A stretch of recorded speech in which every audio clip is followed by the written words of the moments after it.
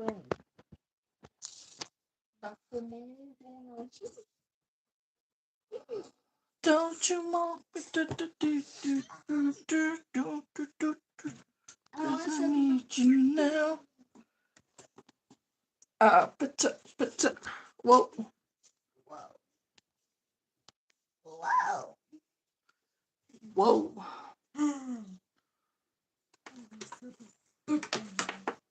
It's cold.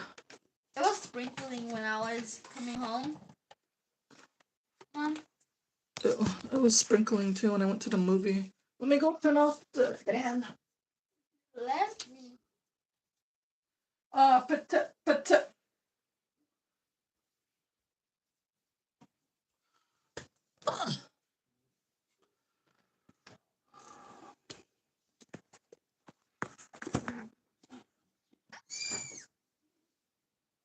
I'm getting ready to package some orders. I have a couple.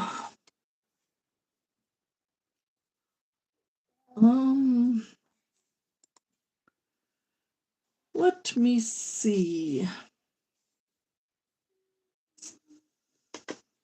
Let us do something.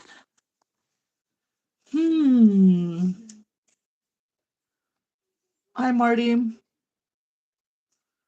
Let us do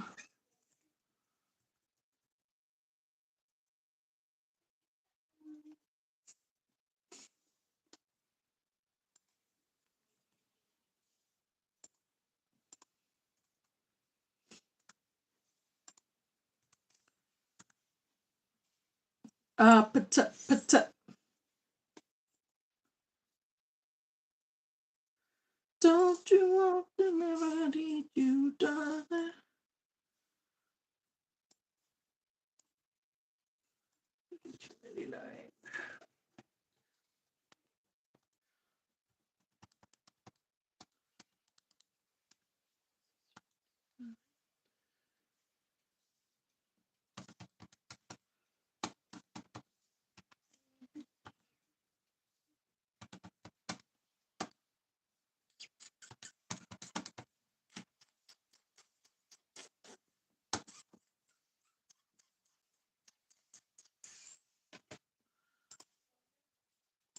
Don't you want me like I need you, darling?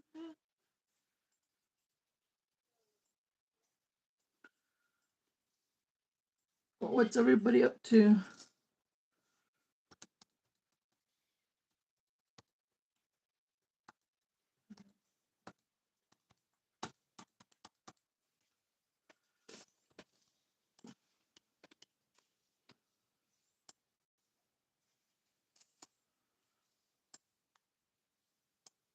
Ooh.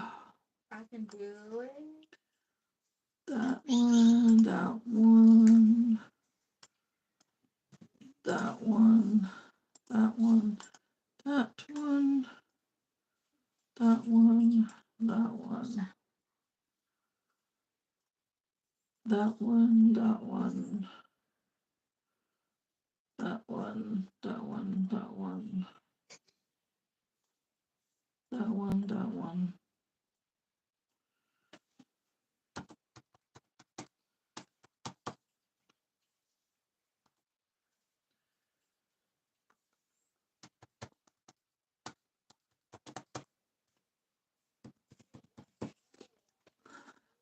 Bucket.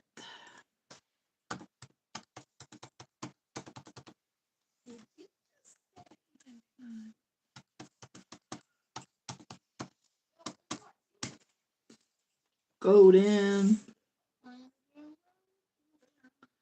So this is going to end at 5 o'clock.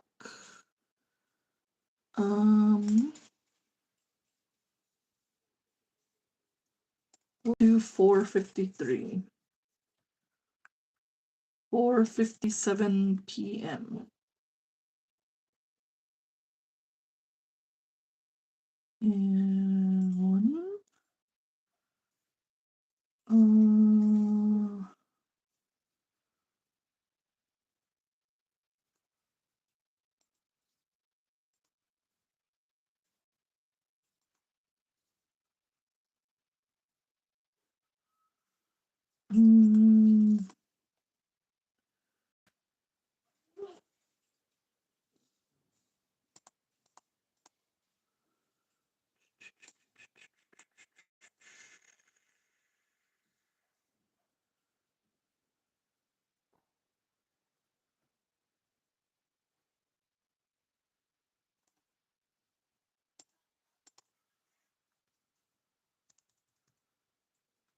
It snowed. Don't you want me like I need you? It snowed where? Oh, dang.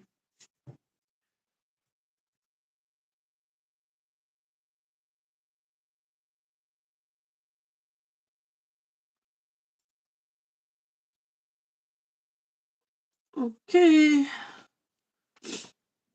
I'm going to package some orders. I only have a couple of them, but if you guys want to purchase something right now, you have exactly 1 hour. I am going to pin the code. It's a special code that's only going to be up for 1 hour. So, just something random. A random sale. One must have. The current code that we have up is... Did it go up?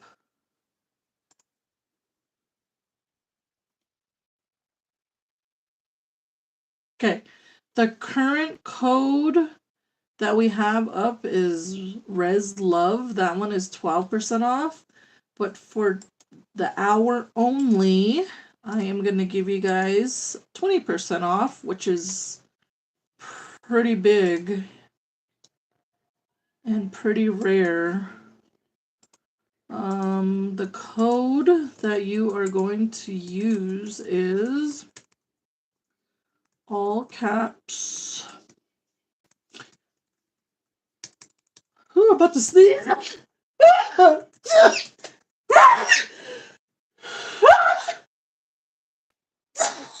Excuse me.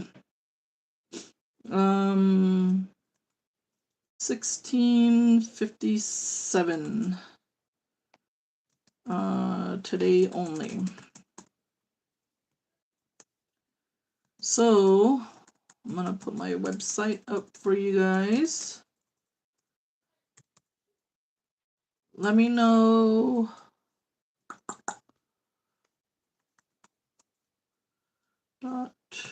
.vision. And if you guys go to the bottom right here of the screen, there's a little shopping bag there. If you click on it, you can click on one of those items. It'll take you directly to the website. Cozy day in Mesa, just plugging away at work. I'm in Northeast Mesa. What do you do for work? Are you hiring? Hey. So that's only going to be available until 4:57. So once 4:57 comes, it's going to be gone. So you have less than an hour now. 57 minutes to... And it's on everything. Every single item on the website. Except for the scrunchies. Other than that, it's on everything else. Let me see. It's on everything else except the scrunchies.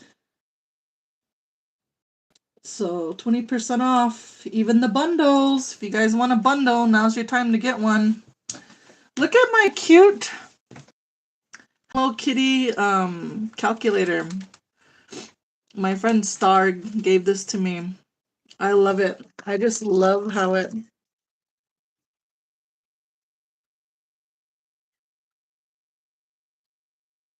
So now's your time to place an order.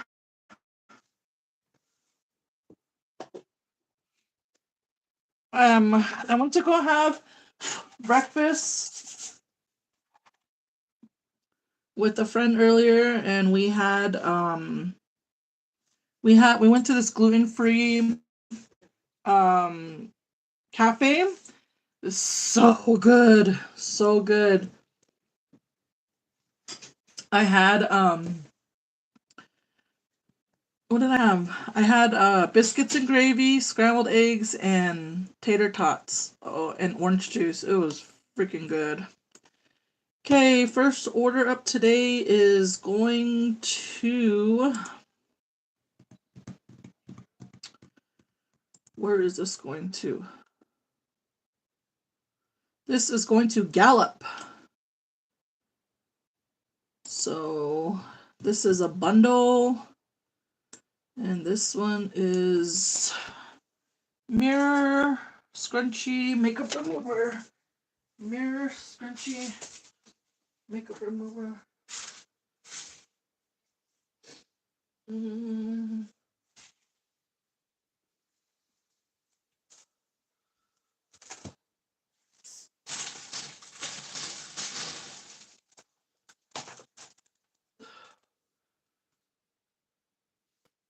Scrunchie and mirror. No, me and Keanu are real little. Look, look. I know, I saw it already.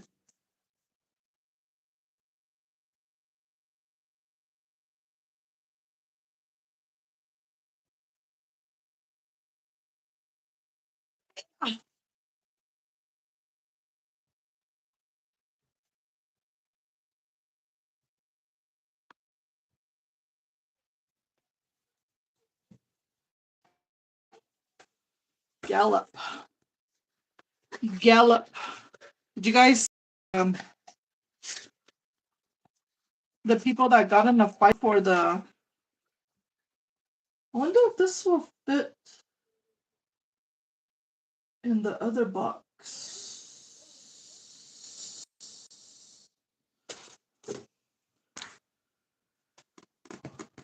Let me see.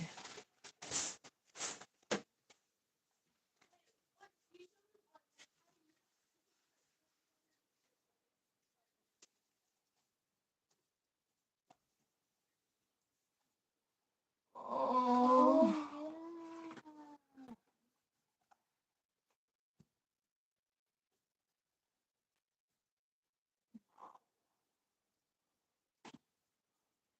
No, I don't think it's gonna fit. Ah.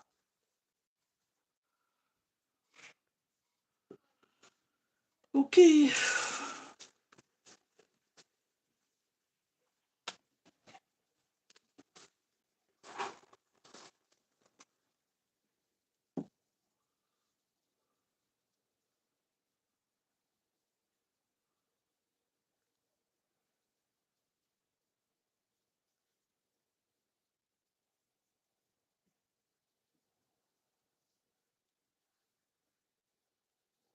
Put mm, mm, mm, mm, mm.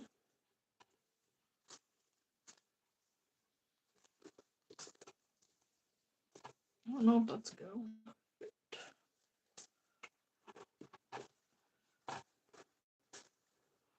Do, do, do, do, do.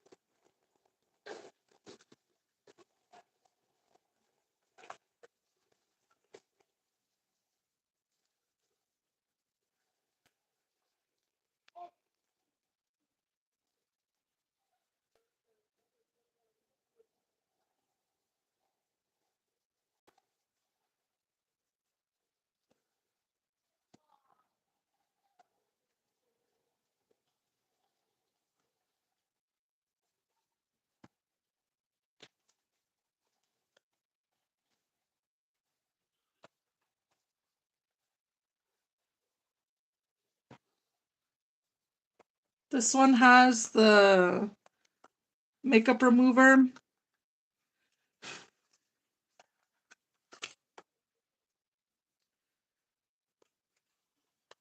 Really good stuff, you guys.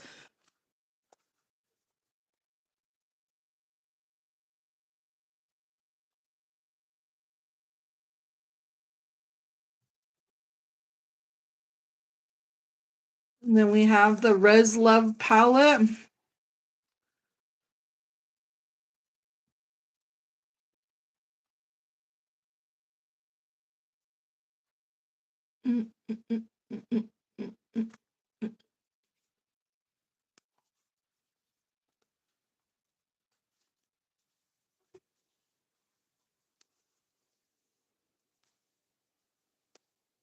You have 49 minutes to place your order, and then it comes with the scrunchie.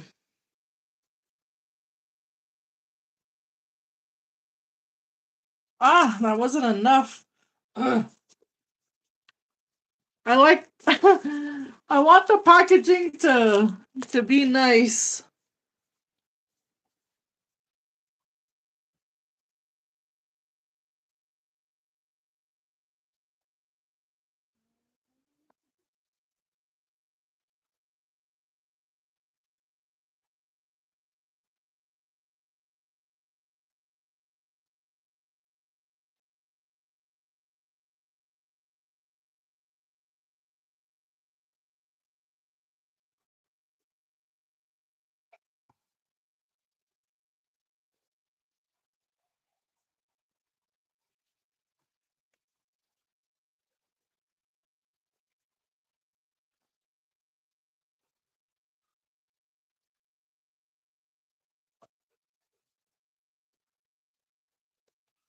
Okay. 1, 2, 3, 4, 5. And I am going to throw in a little something something because I took a little longer than I usually do to send this out.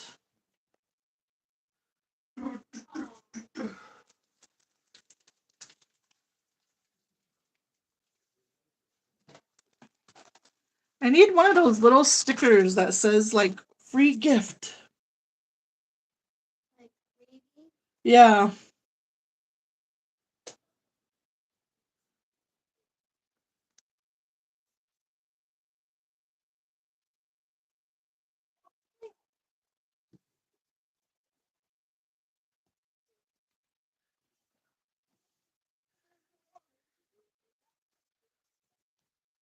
I have some little candies in here.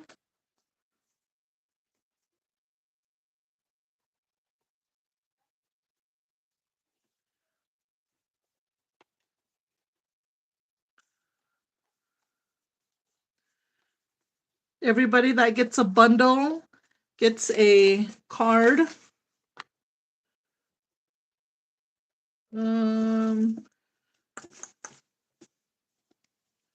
where the heck are my business cards? I think it's inside that box. Oh, they get a sticker too. They definitely get a sticker.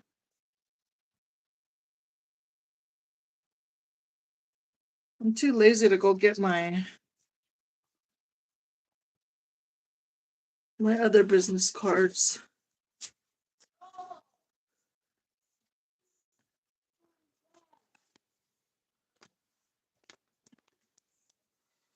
Don't you do, do, do, do, do, do, do.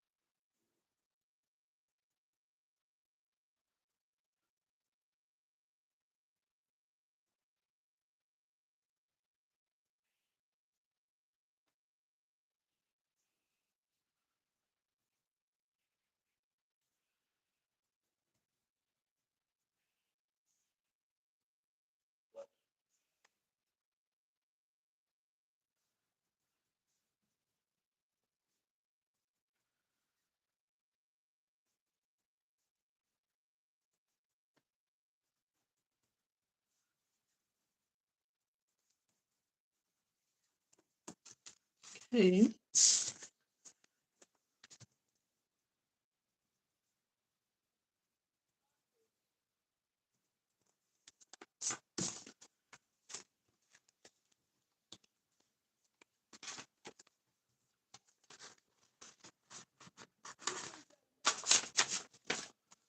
And this is her 4th order. Friendly reminder, we have a loyalty program. On your 10th order, you get 50% off.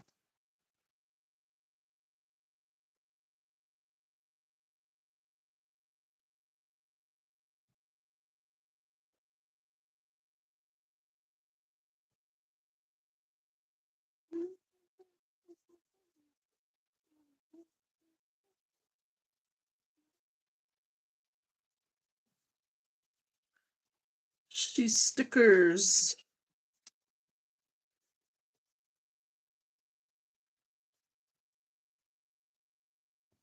Look at how cute that came out. Look at how cute. It's just, I love it.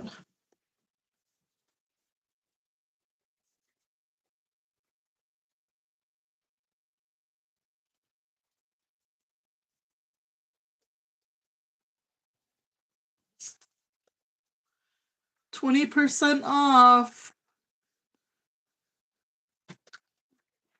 Anybody place an order? No order. Nobody wants to save on every single item on the website.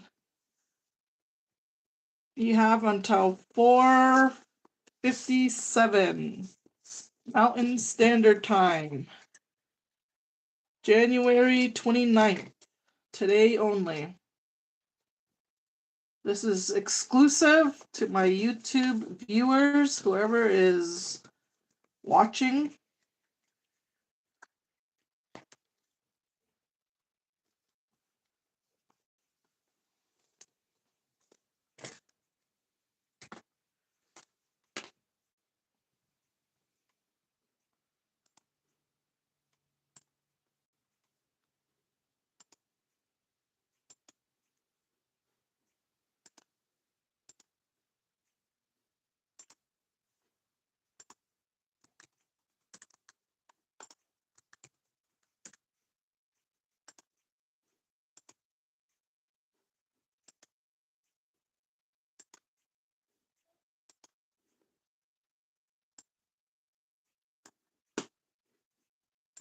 I always forget these box sizes.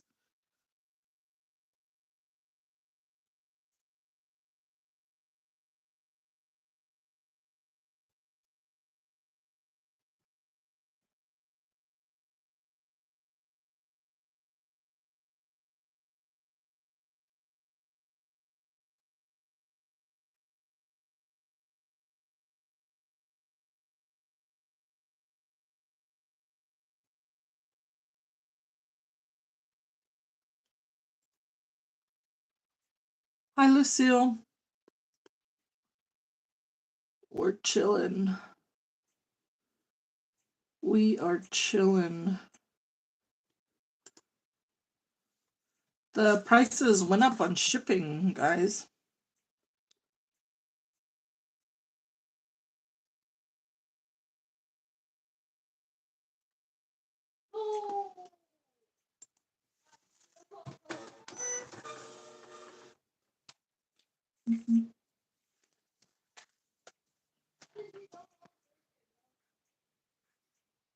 Don't you know?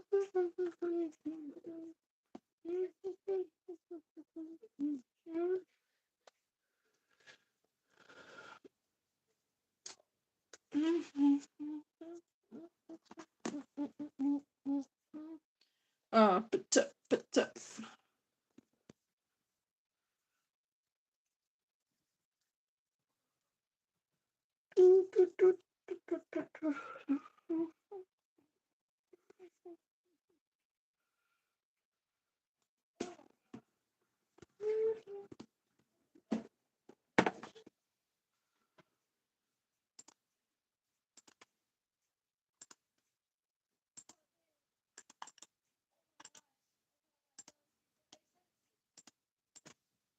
One down.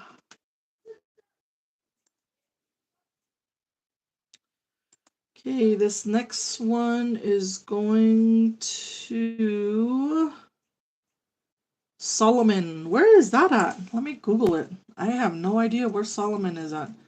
Solomon, Arizona.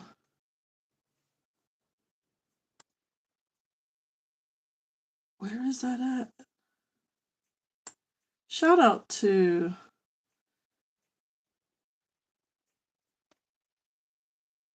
Is it Safford? Clifton. It has to be, right? Or am I tripping? 85546. Yeah, that's crazy.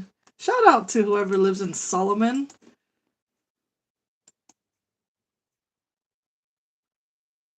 Okay. Reslove palette. Reslove palette. Reslove palette.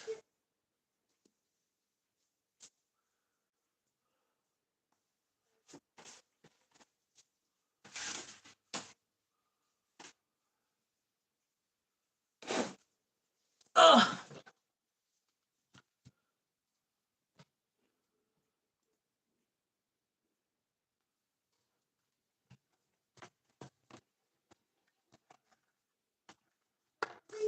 This will fit. Yeah.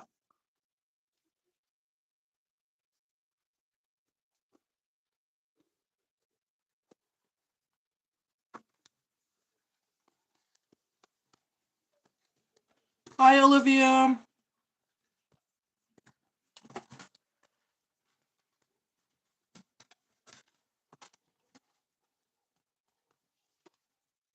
I know Safford is 85447. And this one is 85446. So I've never heard of Solomon. That's crazy.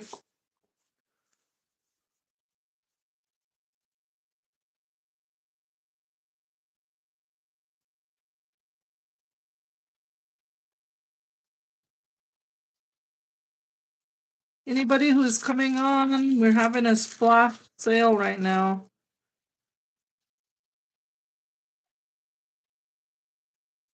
20% off for my YouTube family.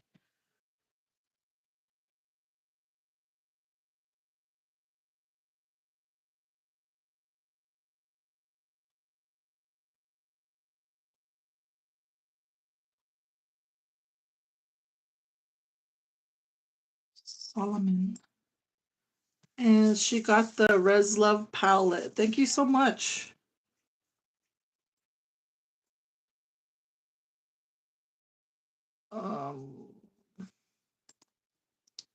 This is her first order.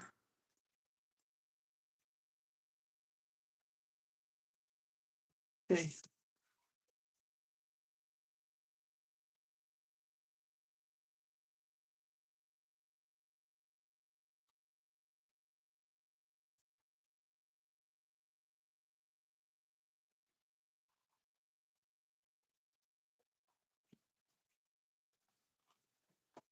We're gonna throw in a candy for her.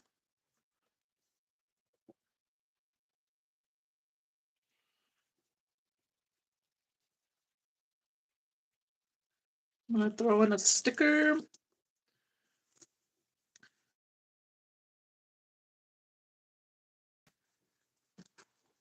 Okay. You ate off all my gummy bears. Get juice, get. No, no.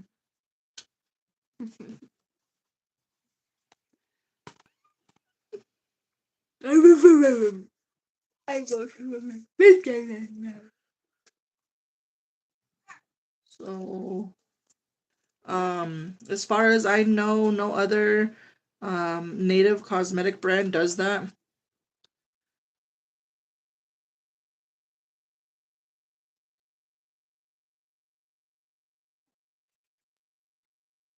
In the spirit of Valentine's,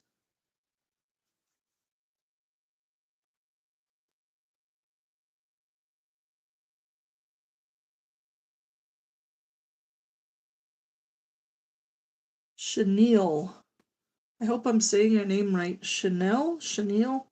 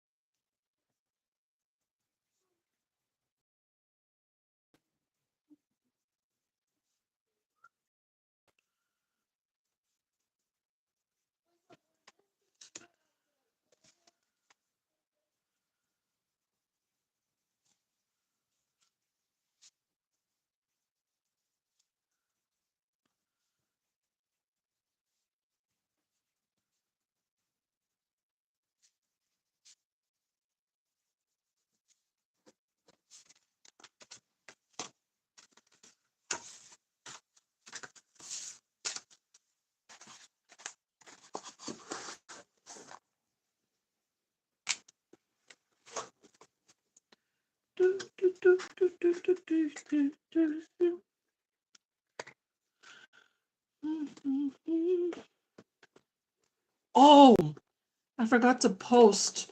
Does anybody watch my channel that lives in Sells, Arizona, or on the Tana Res, which is by the border?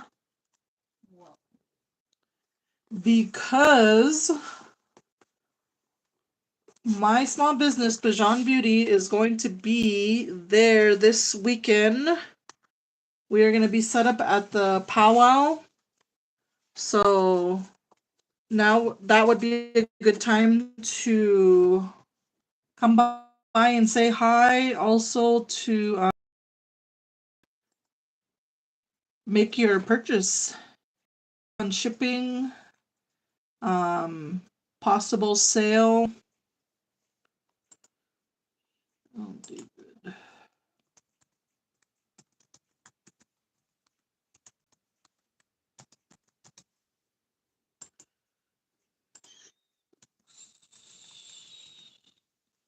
Solomon. I can't get over that name, Solomon. It reminds me of 85446. It reminds me of oh wait. What the heck? It's 85551. Oh, good thing I looked because on Google, the city Solomon, Arizona says 85546. And I know Safford is 85547.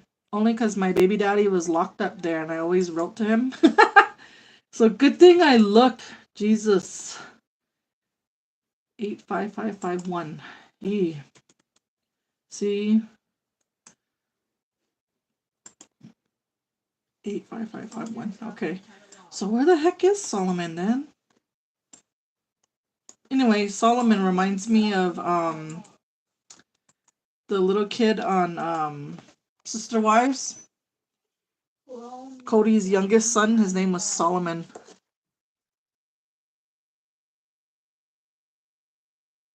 Don't you know?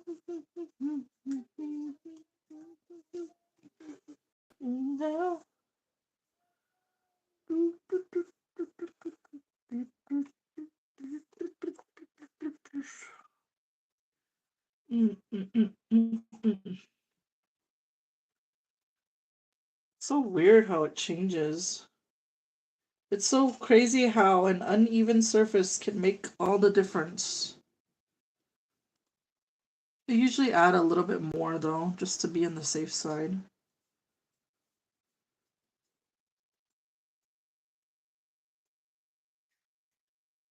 Okay, let me double check this address before I buy this label. 40.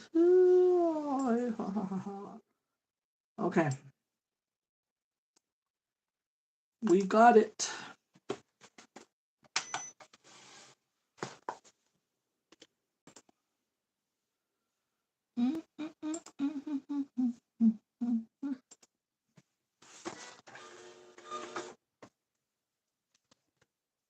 Oh no.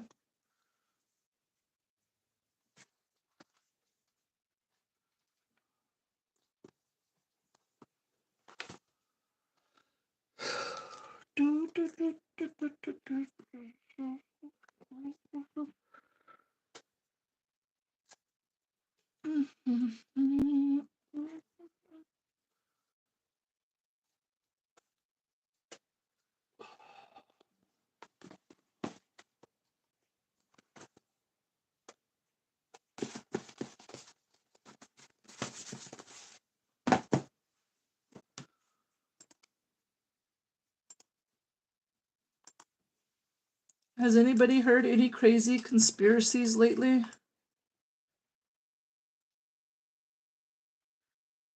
All right, these are going out today.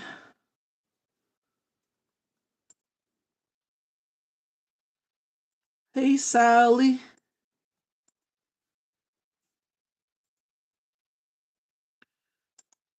Where are you? Where are you gonna be set up this weekend?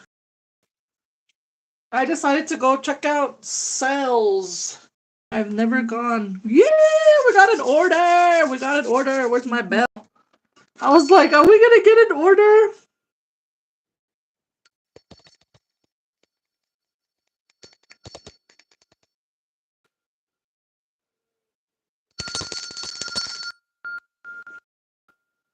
Thank you. Okay. One matte liquid lipstick number 14. 14.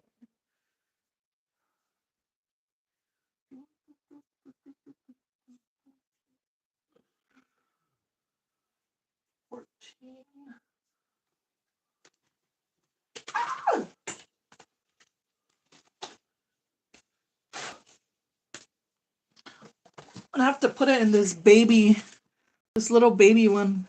Oh, this is a cute, perfect color for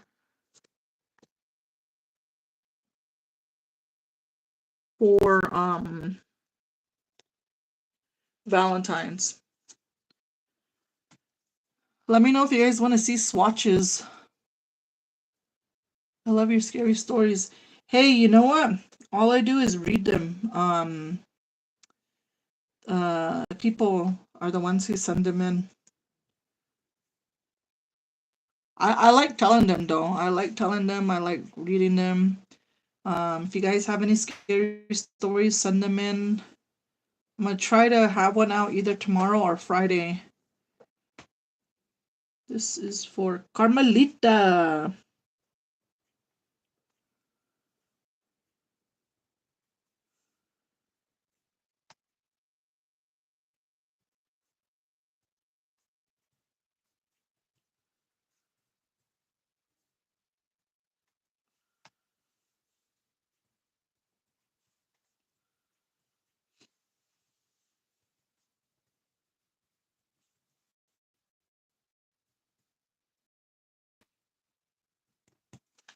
I couldn't, because these little things are small. They're like the size of my hand. I couldn't figure out how to put like a. I usually give out like thank you cards, like full, regular size, and this is too small. So I couldn't figure it out, but I made my own little small card so that because I don't want to leave them out, you know. I like to write handwritten notes to everybody who buys. So this is her first purchase. Since she is a Bijan baddie, once she opens this and puts this on, we're gonna give her a sticker so she can flaunt it to the fullest. And I'm gonna throw in a chocolate.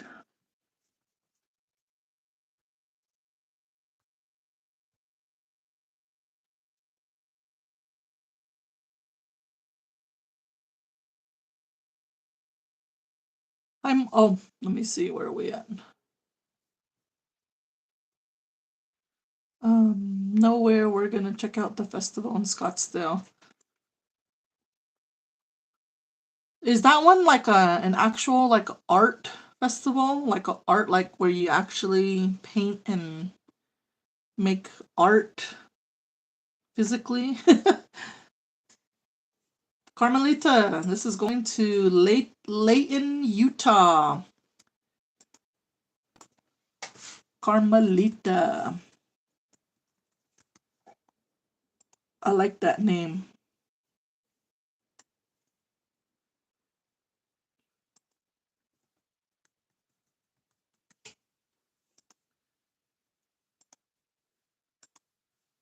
Okay.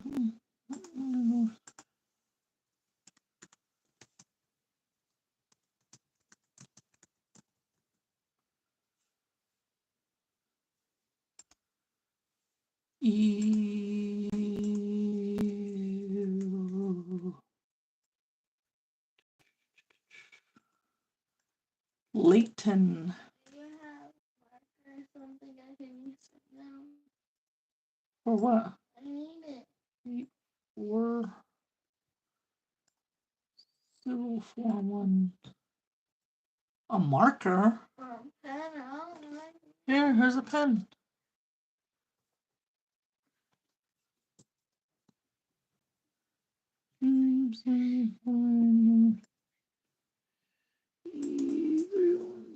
Utah. Okay, I just like to my OCD and ADHD undiagnosed, of course.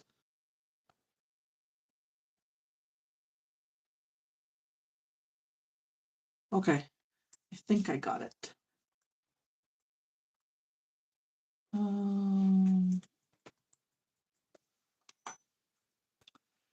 Let's see. I had bought the lipstick and love it. The cap is magnetic and the lipstick itself is perfect. Not too matte and not too oily, I recommend. Ooh, you know what? I haven't had any lipsticks in stock. But the ones that the ones that she's talking about.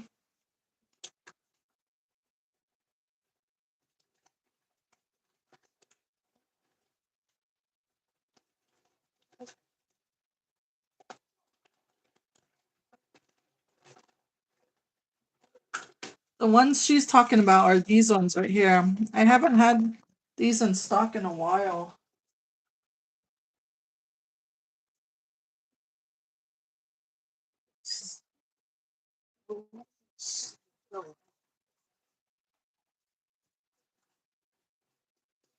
Look at all of these lip oils that I open. Look at all of them.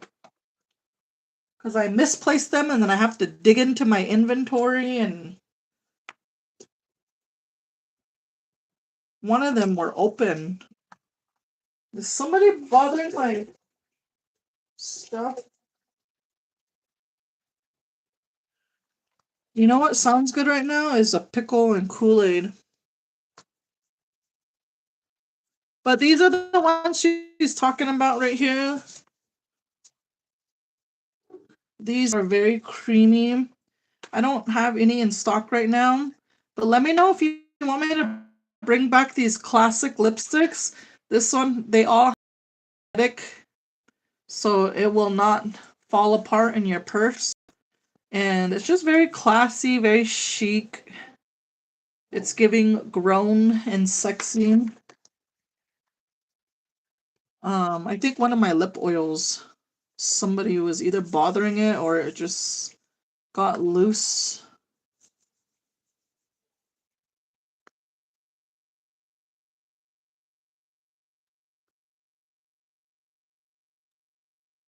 But yeah, these ones are very comfortable. They are not a true matte lipstick. They're more like a velvet finish. They have a little sheen to them, but once you put them on, you could either leave it like that, or if you wanted to wear matte and make it last a little bit longer, you just blot it and take that first shine over off. Take that first shine off and you'll have a matte lipstick. You guys want to know the packaging, like the inspiration behind it?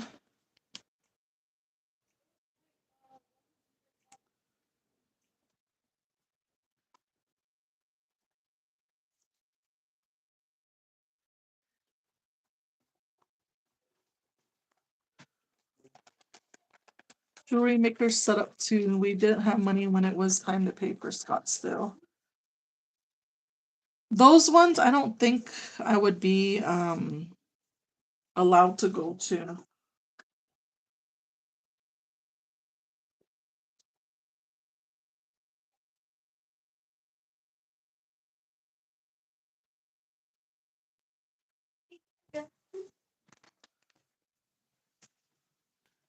And then these are some colors that I temporarily discontinued, but I might bring back.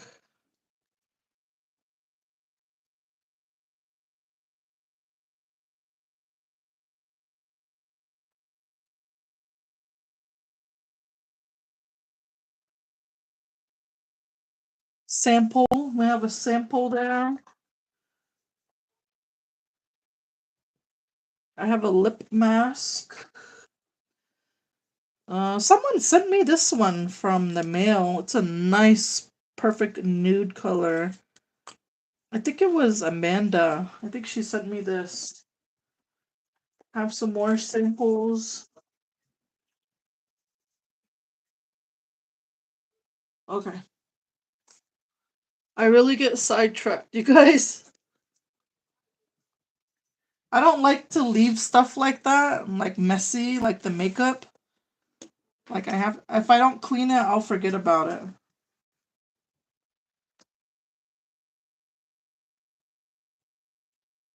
Don't you know?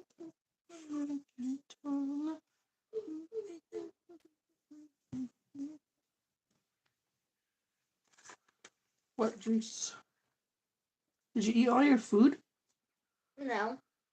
I ate my fries, but I still have my Your nuggets? I gave your nuggets to Keanu. Hamburger.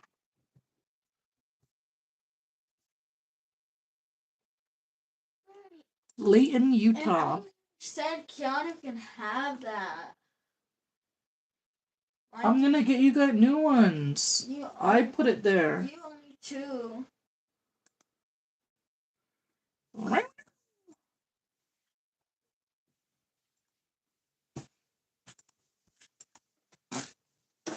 That would be nice. Okay.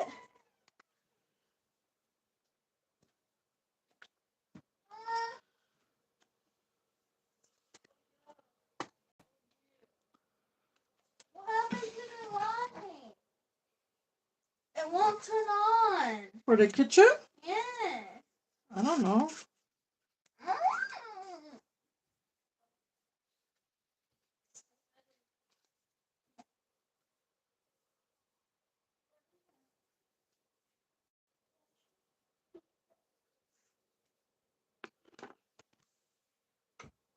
Oh my gosh.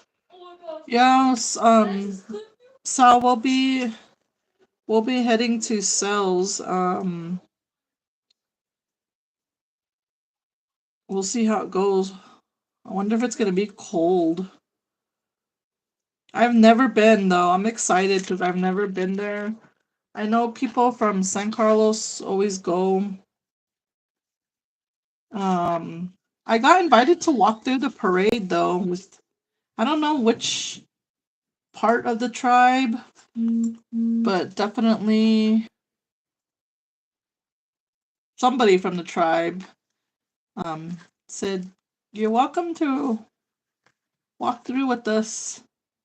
But I don't think I'll be even. I don't think I'll be. I think I'll be too busy setting up and stuff like that.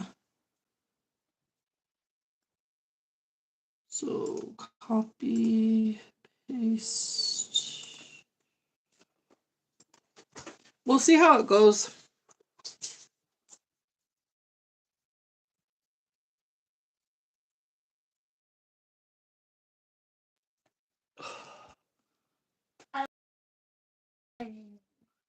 You don't want to celebrate your birthday?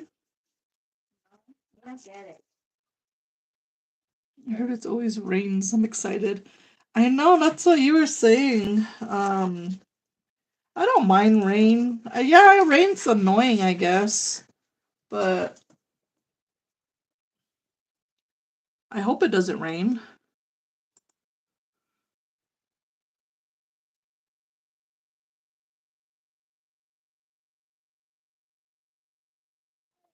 Jose, that was you that made a purchase.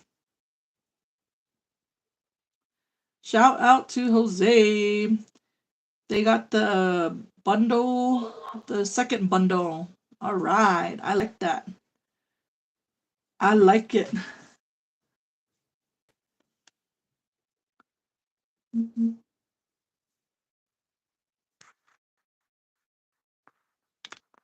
Mm-hmm.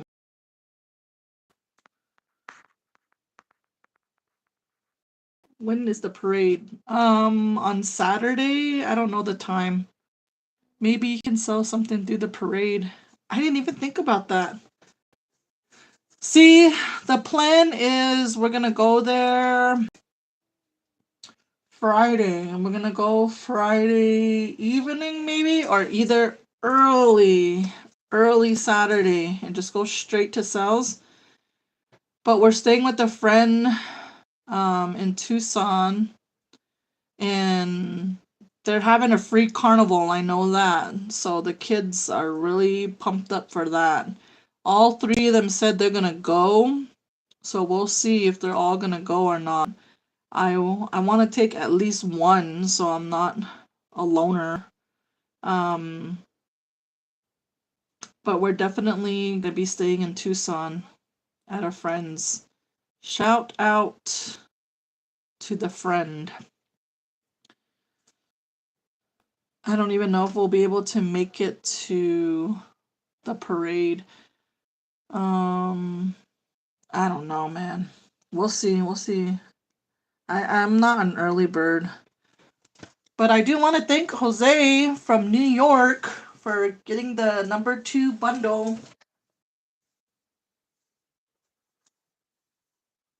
Oh no! No! What? I might not have any more boxes. I think I do.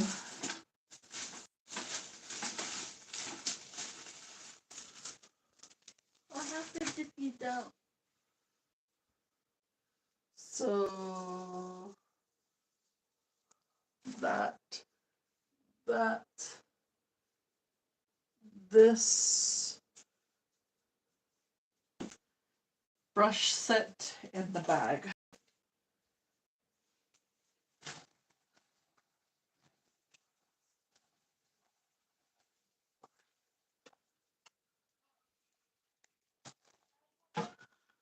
Oh, where is it? It's in Sells, Arizona. It's on the TO Res. So if you guys live near Tucson, go check it out.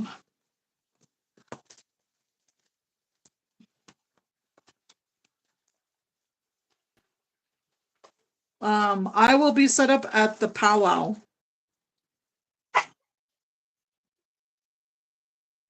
I will be set up at the powwow. Um, I know Better Than Roses is going to be set up at the powwow. I don't know who else is going to be set up at the powwow.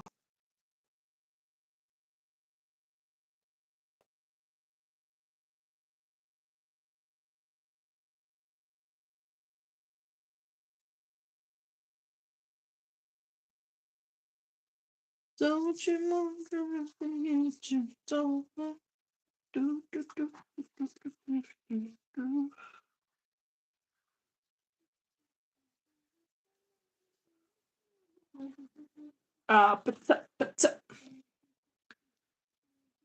All right, let's see if we can stuff these babies in.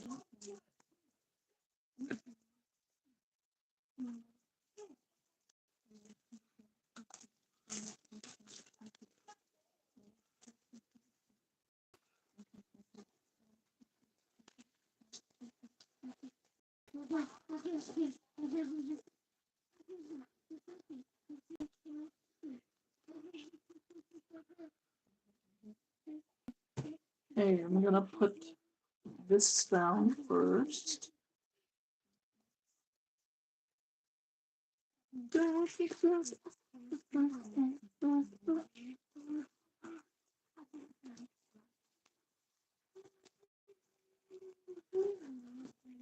Oh no!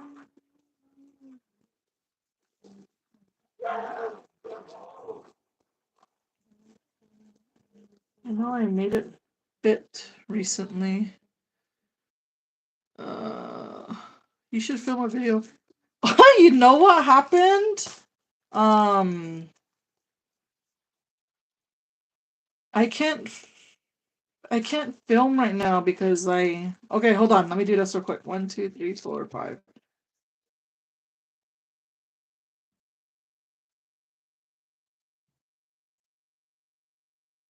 So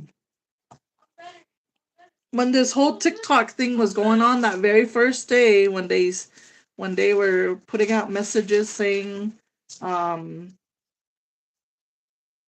that it's banned or whatever, I kept going on TikTok because I'm so used to going on there.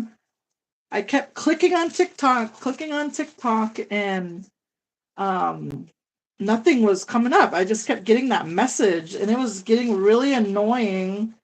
So instead of being annoyed, I just went ahead and deleted it. I was like, it's probably gonna be a while before they put it back on. So I deleted it, and here they put it back on the next day. I was like, oh my gosh. So I was like, okay, cool. I can just download it again. And then when I tried to download it, it won't let me. So I'm not available on TikTok right now. So me and Juice are locked out. Bella's the only one that can get on TikTok. Otherwise, I would be on there.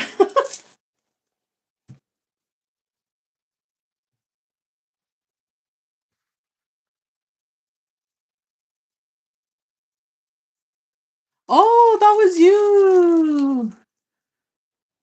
Shout out to Jose buying his lady a bundle.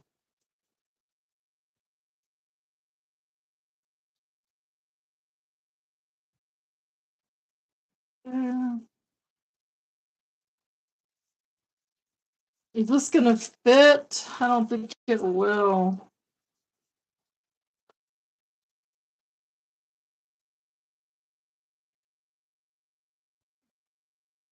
I think I'm gonna have to order some boxes. It's not gonna fit.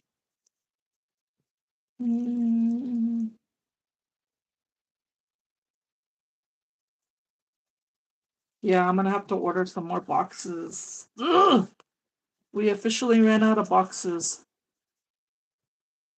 So I'm gonna have to send your order out either tomorrow. What's today? Either tomorrow or Friday, because that's when I get my. That's when I'll get my boxes done.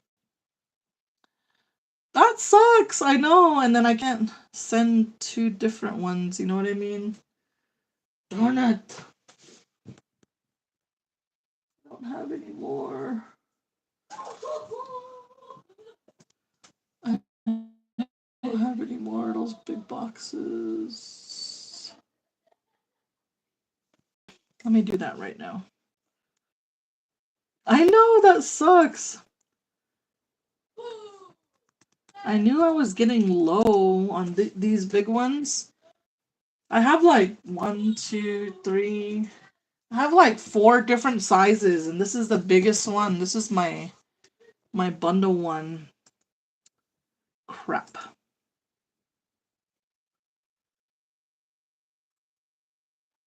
Okay.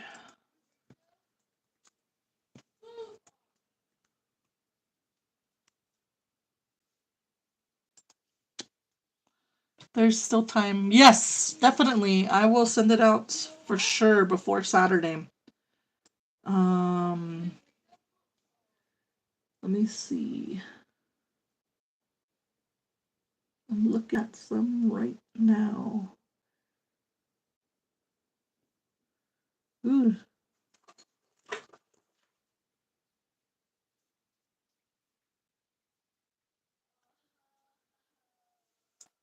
I kind of want pink or red.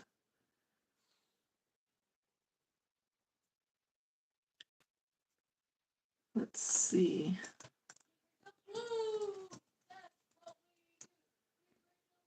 You hear Keanu yelling around. Dang! It's expensive for the colored ones.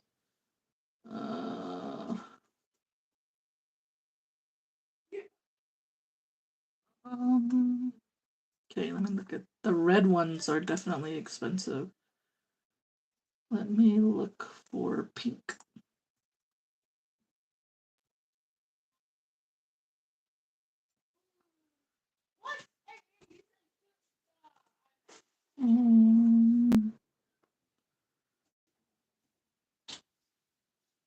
Pink is kind of pricey too.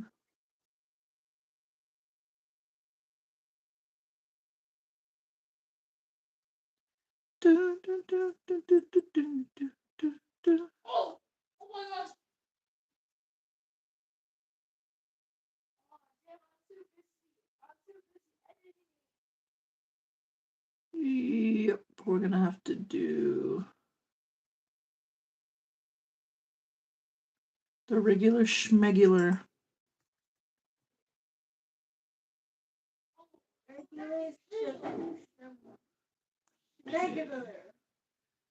This one says overnight. Overnight ends in 9 minutes. Dang, good thing I looked. Okay.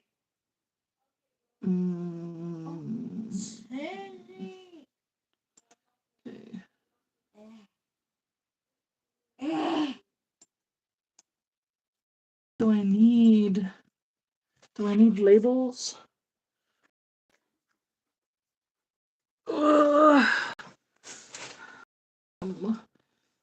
What else did I need? I think that's it. Ooh. Yeah, I think that's it for now. Don't you do. Early delivery tomorrow. Oh yes, let's do that. Oh yes.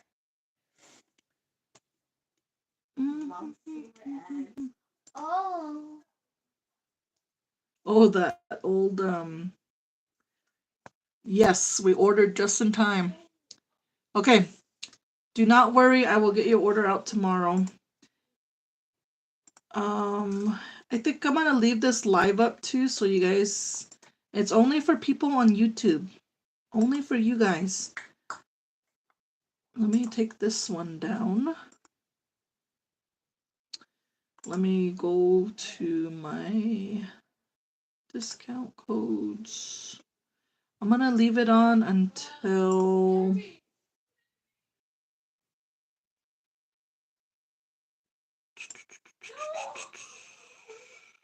what's tomorrow? Thursday?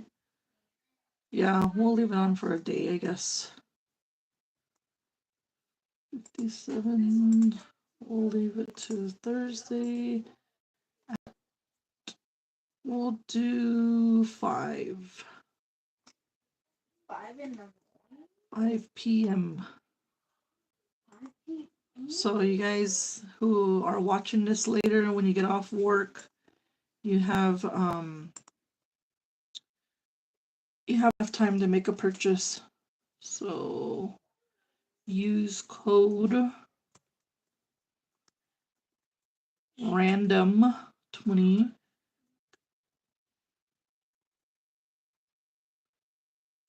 20%. Everything. Wow, not everything.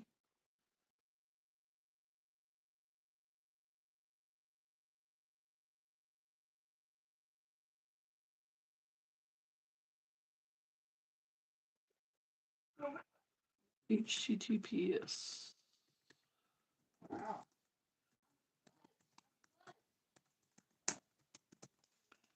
Um,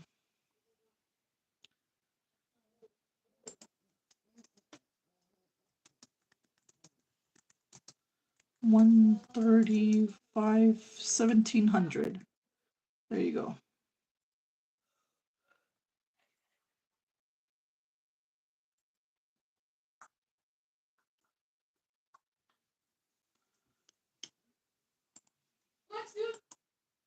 Darn it! I love packaging bundles, but it says it's gonna be here tomorrow between 4 and 8 a.m. So I will definitely get your order out. Hopefully it comes. Sometimes I've ordered from Amazon and they say we'll get it out to you tomorrow morning or tomorrow, one day, and then it comes in 2 days. So I'm hoping that someone will deliver it tomorrow morning. But for sure Friday, the latest Friday would be the second day for them to deliver. So definitely we'll send it out either Friday. Yeah, it would have to be Friday because I'll be gone this weekend. But in the meantime, I was thinking about playing with some makeup because I have nothing but time today. I appreciate everybody who bought something though.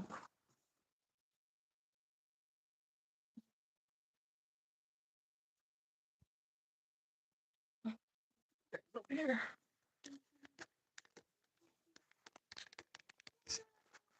Why is it so big? Wow. It's like zoomed in. It's never that big. The screen.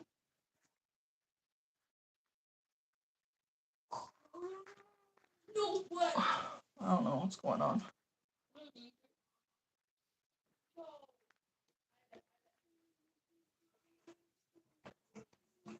Put my seat up. I was sitting.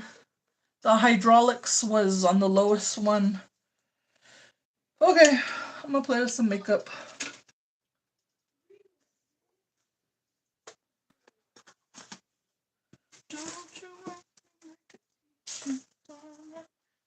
This.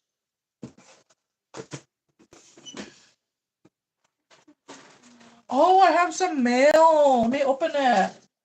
Right here. Mail. Mail time. Oh, see. I'm sick. Here's the mail. It never fails. Here's the mail. I forgot all about this. Let me put my glasses back on. Shall we take a little look? Say hi to Juice. Juice, say hi. Here's the mail. It never fails.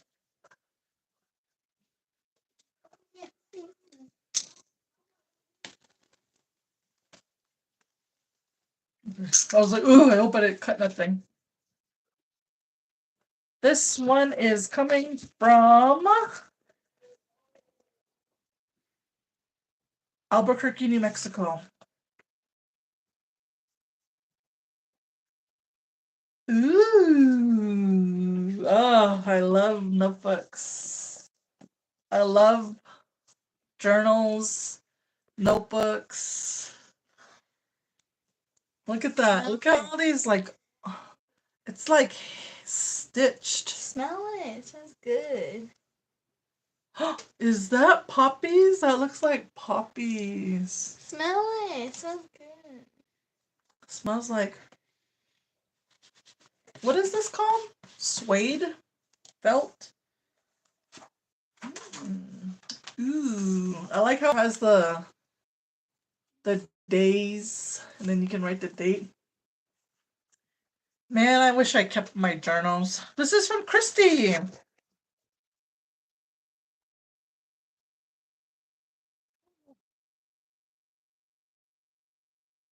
There is some chocolate. Is it gluten-free? Please. Yep. Vegan and gluten-free, women-owned. This one is Seattle chocolate, berry in love, dark chocolate truffle bar with chocolate dipped strawberries. Man, let's try some right now. Shall we? Smells like chocolates. You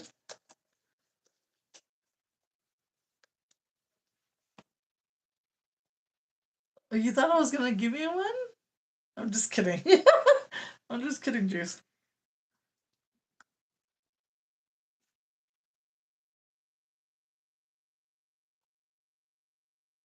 I can taste the berries. It's good. Do you like it or no? You don't like it, I huh? don't like dark chocolate. Oh, was it dark chocolate? Oh no. I'm not typically a dark chocolate person, I like it, but I don't like the dark chocolate. but if it's gifted to me, I don't mind it. Especially if it's gluten-free and it's chocolate, I'll eat it. Thank you, Christy.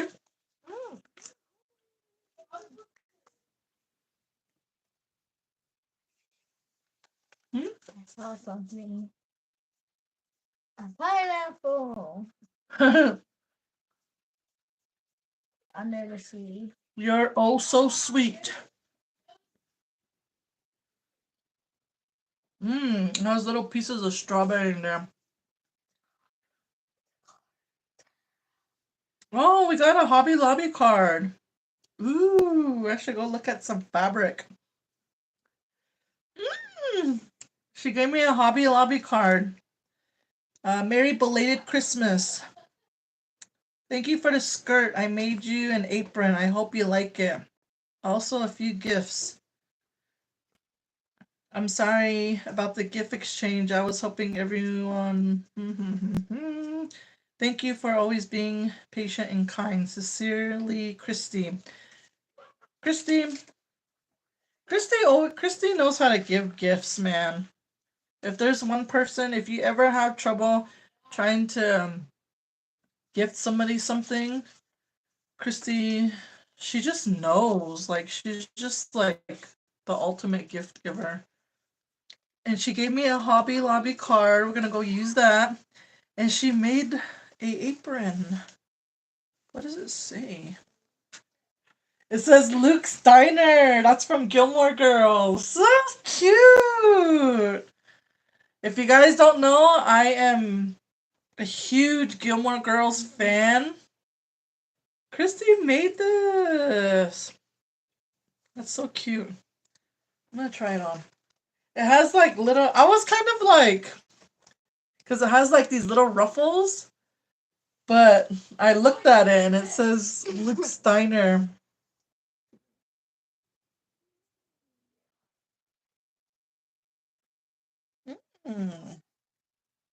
And it has the yay. It's girly, but it's nice. It's cute. It's like old fashioned. See, and it has like little pleats right here. I don't know if you guys can see. Oh, I don't want to break my stand. But it has little pleats in there. This is girly. This is ultimate girly. But it's cute though. It's giving Lorelai. It's giving Lorelai vibes. It's cute and it's blue too. Blue is my favorite color. Blue is my favorite color. I love it. I'm gonna go hang it up with my other aprons. I have 3 aprons now, you guys. Let me put it right here so you guys can see it.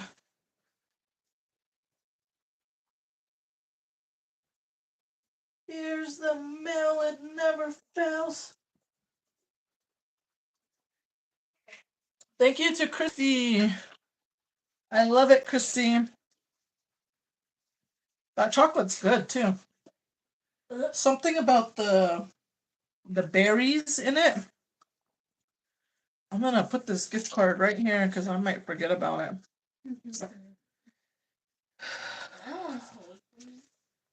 No, no, no. Juice is trying to claim my gift card. Oh, this journal's so pretty. I don't even want to write in it.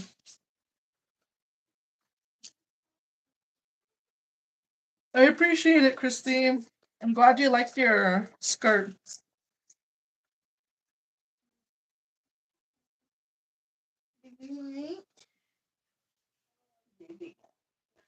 I like your glasses. Thank you.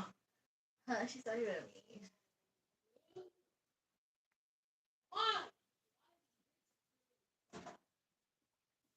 How am I doing? We're doing good. That chocolate is good.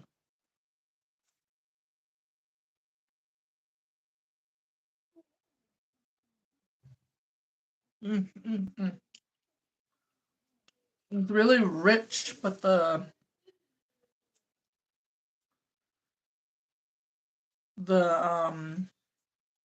what is it? The berry, strawberries, makes up for it. I love chocolate covered strawberries.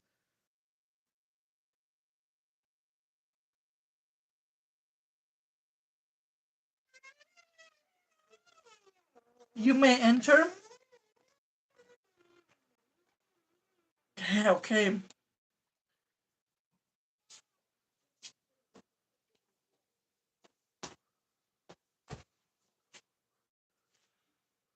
I'm live.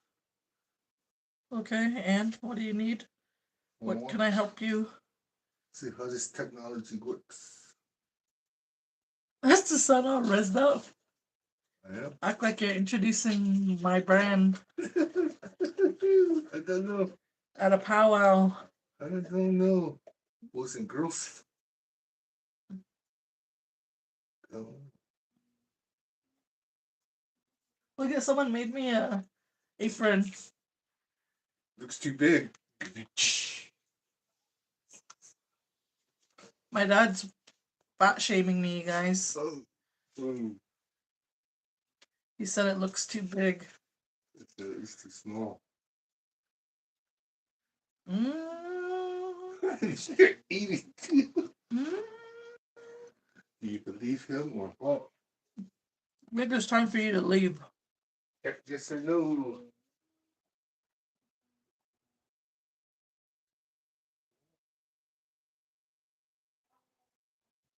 Go pick me a new grandma, Gregory. Give the grandma first. Oh.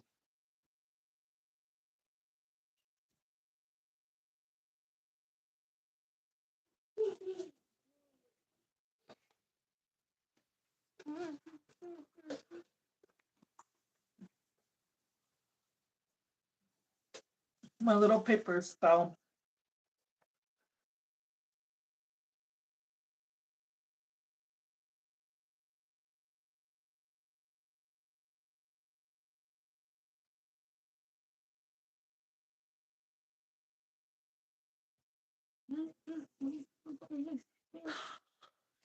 It makes me wanna work. There's songs in my head now. Shout out to Blue's Clues, man. Blue's Clues, you watch that? We used to watch it when we were small. You? Yeah. Blue's Clues? That's how long it's been around. Great. We had the good Steve though. I don't know about this new Steve. I don't know if his name is Steve.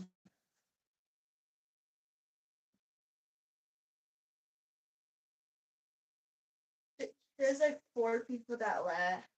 From Blue's Clues. Yeah. Here's the mail that never fails.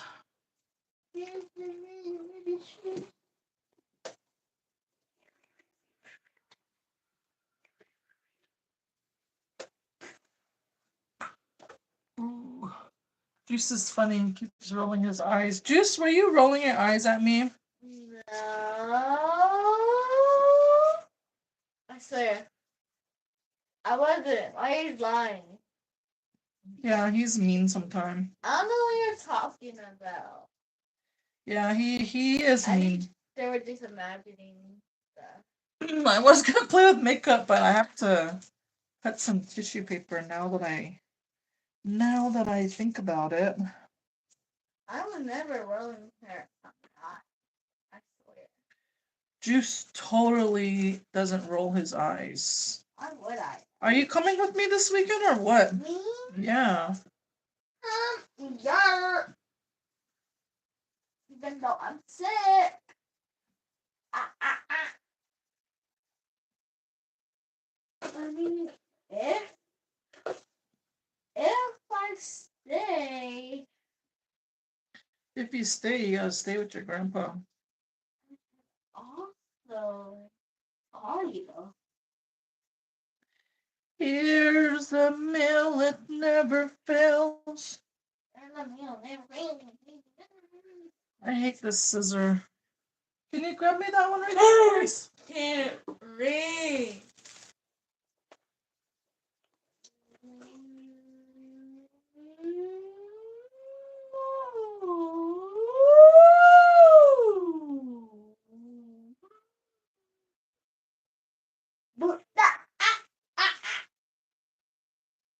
Mine's due.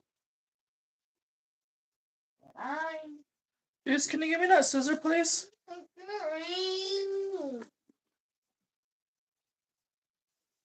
Mine's due. And I want the sour packet. Hang on, pizza. And I got the roast.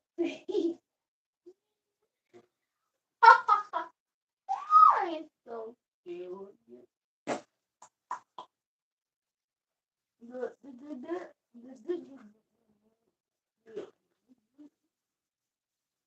I'm trying to double up on this wrapping paper. Is it wrapping paper or tissue paper? Just the paper. Here's the mail that never fails. Here's the man.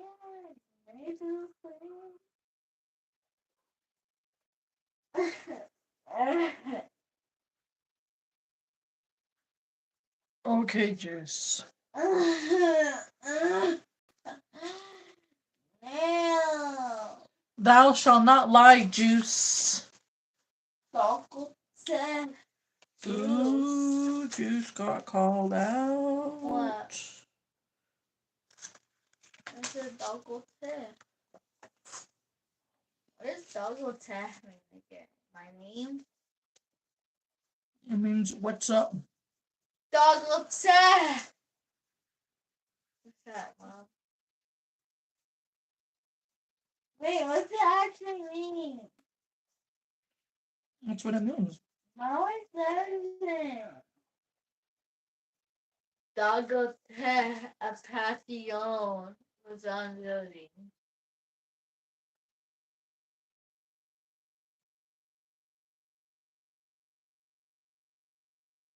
Mom, how do you actually say it? I need those scissors. These scissors are cheap. Right, Grandma?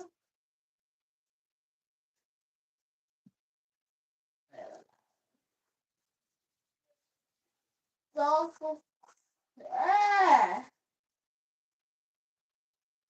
No! I'm Susie!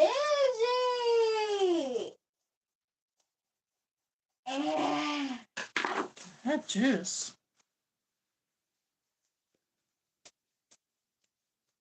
Go give me a pop. says that?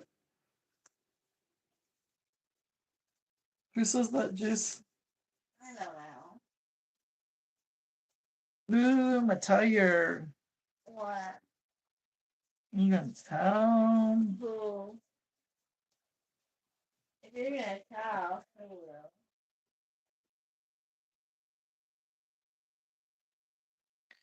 Here's the But you know who I'm mail. talking about. I know who you're talking about. Who then? Your girl.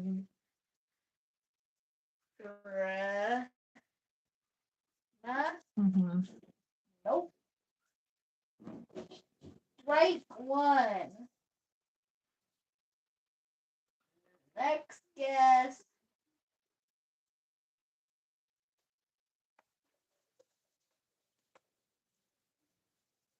Acorn dumpling. Damn, acorn dumpling sounds bomb right I don't now. like it. You used to eat it when I made it for you. Well, I don't like it. Well, then you're considered a white boy then if you don't eat it. How? Because you don't eat Apache food. I don't eat fried bread. I eat them in tacos. Fried bread don't count. Yeah, because If you don't eat acorn, you can't sit with us.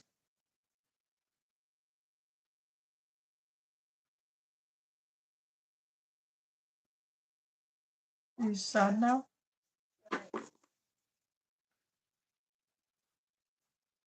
Shrimp.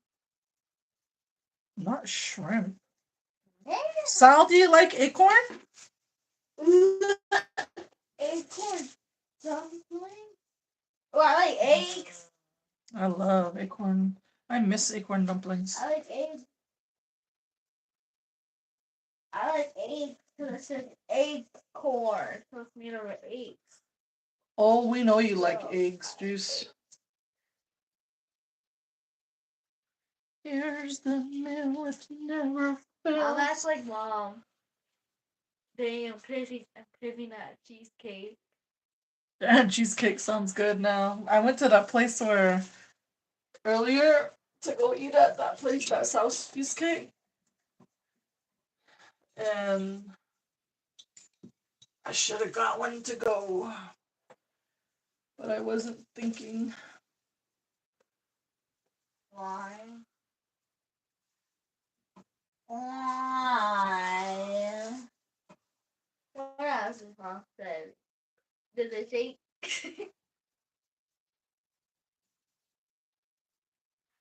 You slipped. Okay. What else did you say, mom? Sorry I'm boring, guys. You guys want to listen to some scary stories?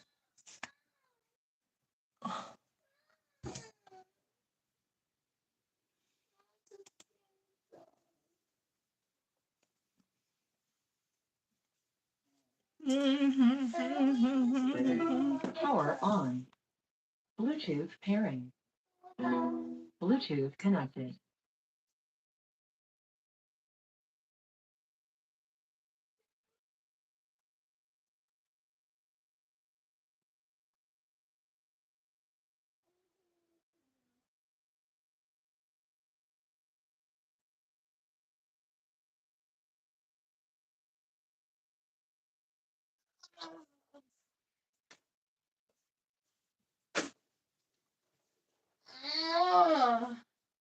Now! Eat eat eat eat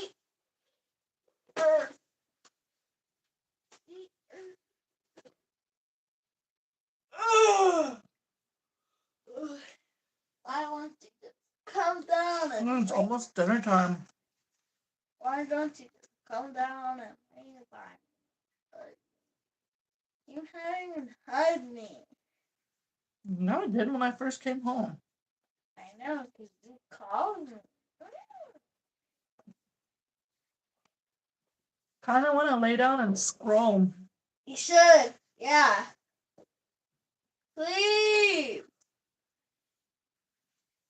Guys, let her take a break. She should come back on later. should come back on at 7. Oh my God. I hate dark chocolate. Dark chocolate tastes booty cheap. We need to make a run, yeah.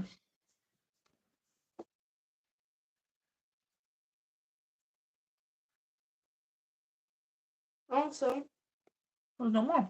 too late. I don't think you would have liked it anyway. Yeah, it tastes good. Oh my.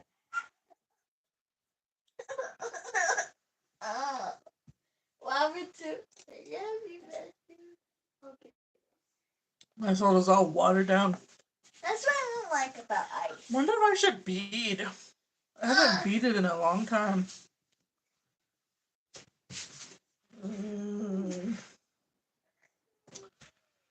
Here's the mail, it never fails.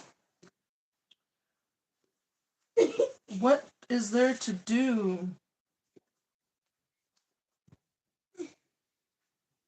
I don't want to film because these guys are home and they're going to be loud.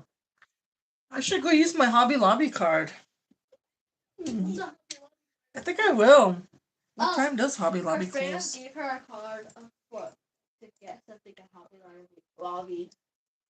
What's a Hobby? Hobby Lobby. It's a store. It's like an arts and crafts store. It closes at 8. Yeah, I think I need to, because I'm going to go to the post office, do makeup. What do you guys want? Hey, do you guys want to go to Hobby Lobby with me? Yeah. Do you want to go? Either way, I got to go to the post office. Or do you want me to do makeup? Man, my eyebrows are always furry every time I want to do makeup. I can never just do my makeup. My eyebrows are always hairy.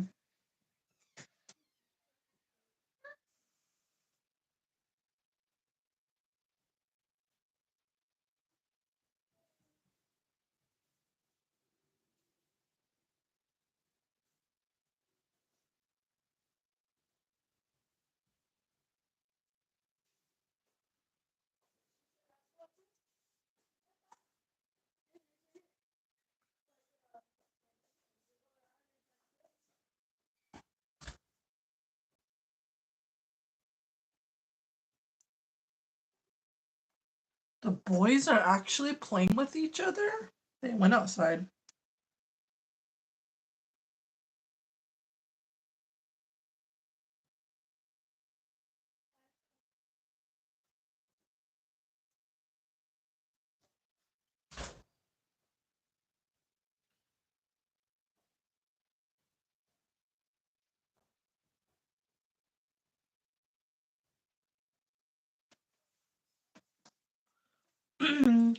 Do makeup then store. Take us to Hobby Lobby.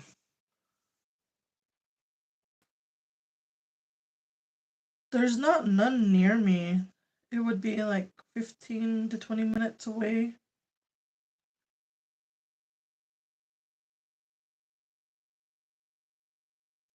By the time I'm done doing my makeup, it'll be closed. They take forever.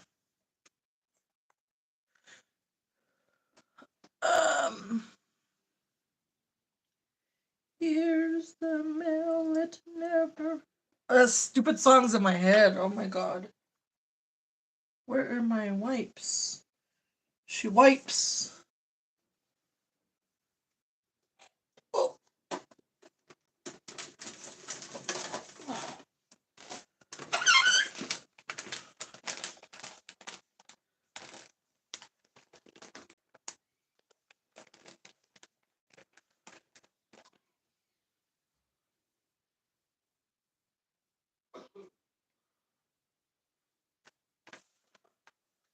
Do makeup and then store. I don't know what to make for dinner.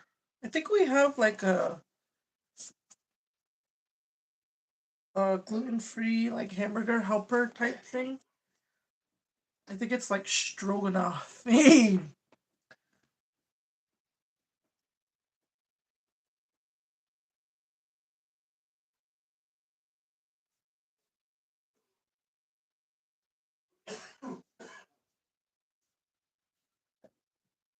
Excuse me.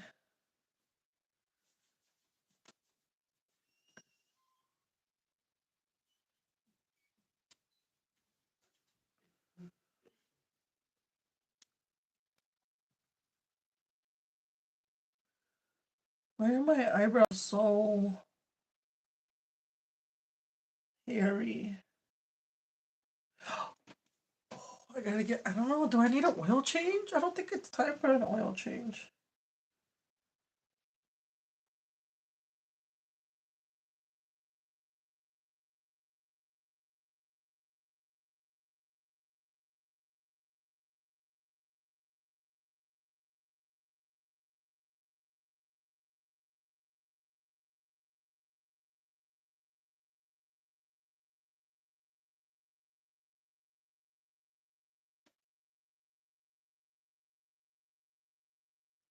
I need to see what the weather's gonna look like in Cells,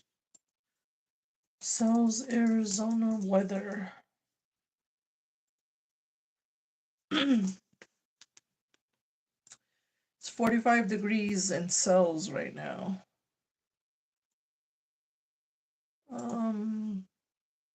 Saturday, it'll be 51. That's kind of chilly, huh? 51 around 10 a.m. 1 p.m. it'll be 71. Says it's gonna be clear. Hopefully that stays true. Sunday looks like it's gonna be a pretty good day. So hopefully it stays that way.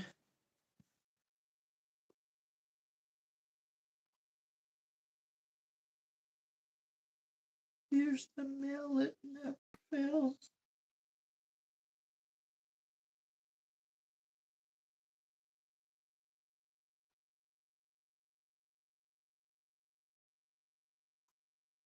Ooh, I forgot. I got these wax thingies at Dollar Tree. Why the heck did I forget about this? Make sure skin is dry and free from lotions and oils. For best results, use Dreamology Elliptation cleanser to remove any dirt. Oh, so I gotta wash my face.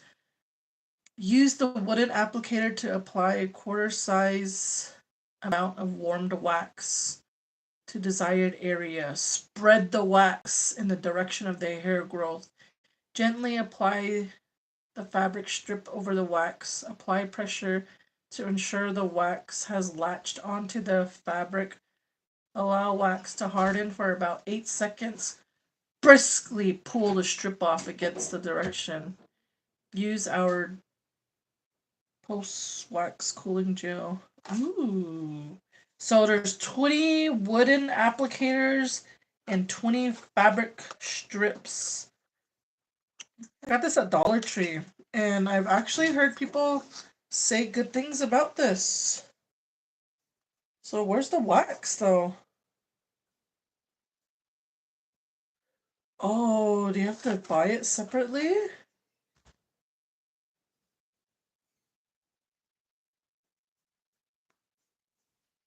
Yeah, this is just the wax and the applicator.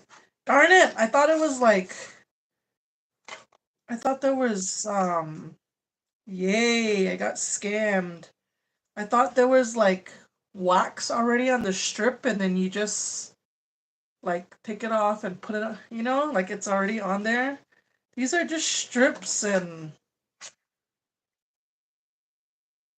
popsicle sticks. I got. Shit. Dang it. Here someone was all saying, "Oh, those are good." I don't know if it was like the one I'm talking about, like it already has wax on there. I got. That's a bust.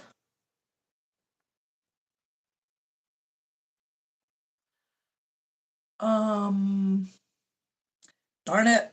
I was gonna use that just now. Now I'm just pissed.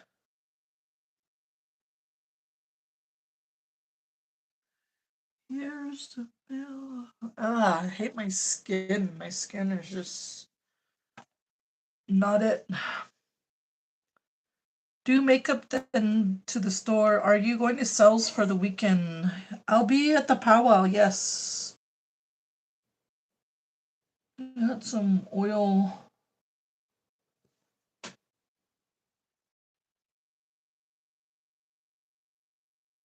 Are you gonna come out? Oh.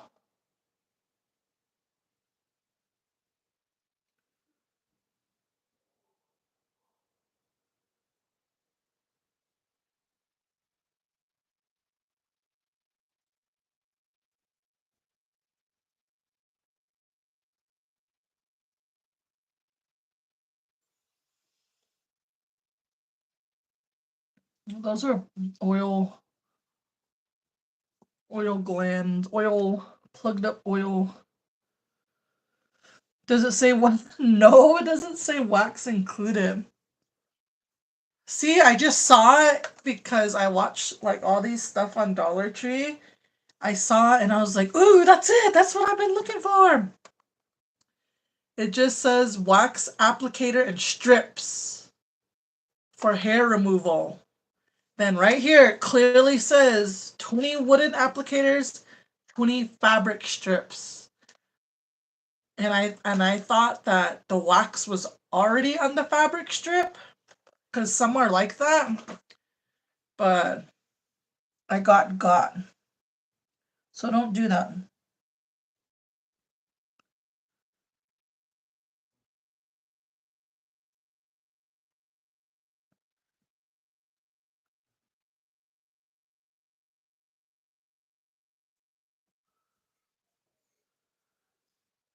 Hi, Mystical Lavish. Oh no. Man.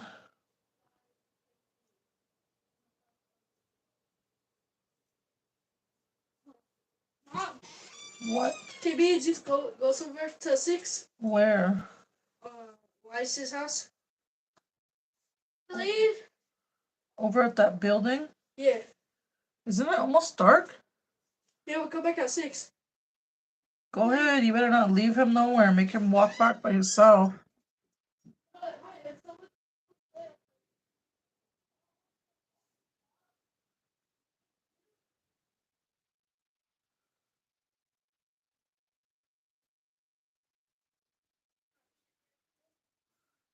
I need to clean my living room. I'm sitting here acting like I don't have nothing to do, but really, I'm ignoring I'm ignoring my living room. Oh man, why does this make you want to sneeze?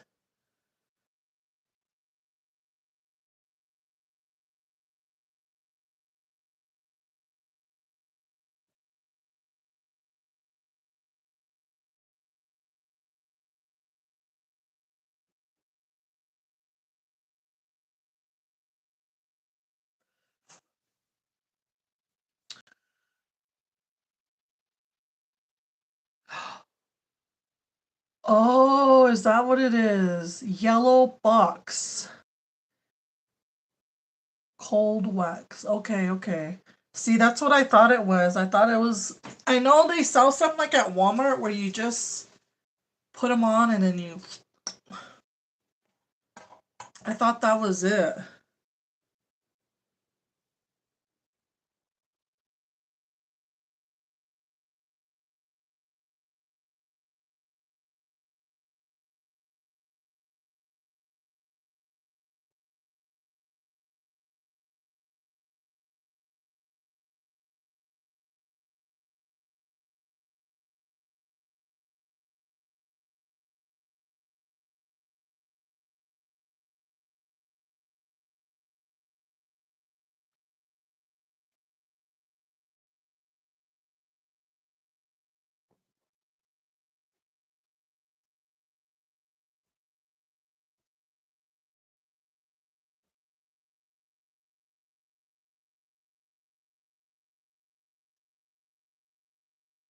Why do we have to be so hairy?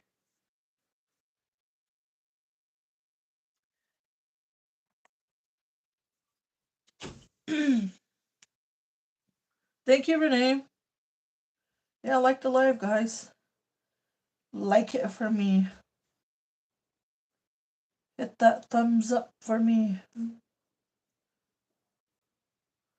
Oh, snap.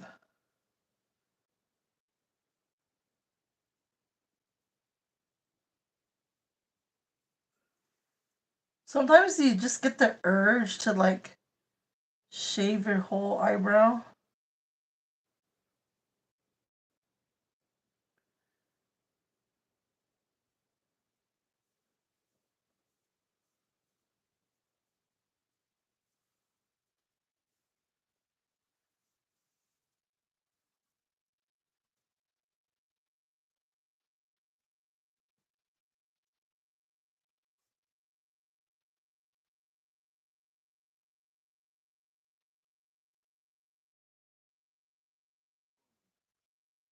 Ooh, my stomach.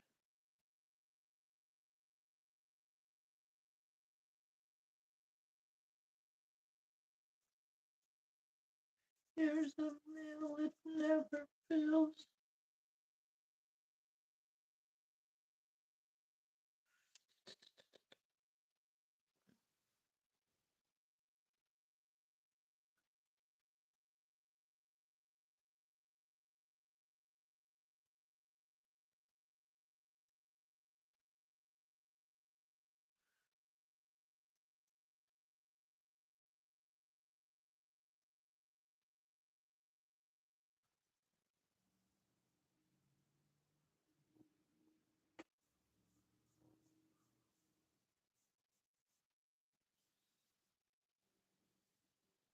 Hopefully I didn't cut too much. Chop too much off. Hi, Amy.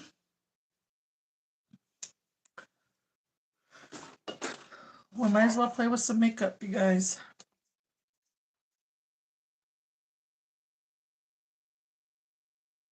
I don't want to do adult things.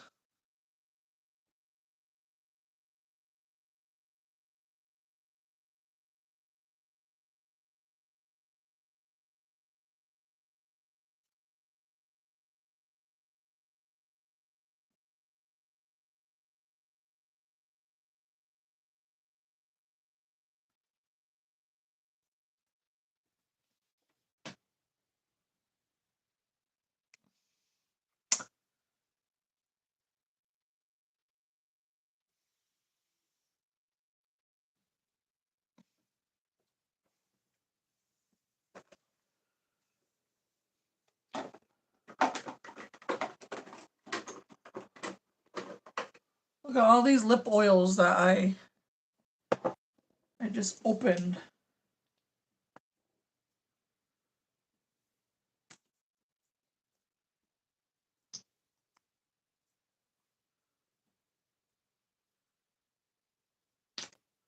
Same here, I just want to chill. I know I don't want to cook. I don't want to cook.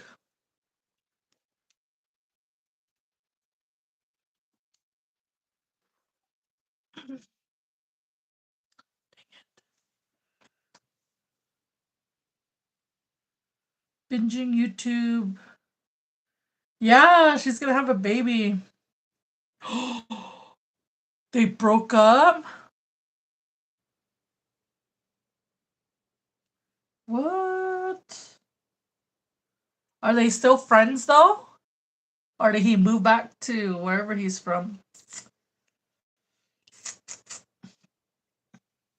I'm sure lazy to do makeup too.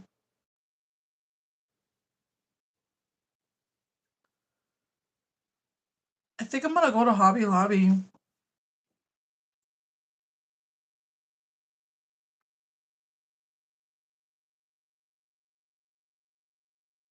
I think I'm gonna go to Hobby Lobby.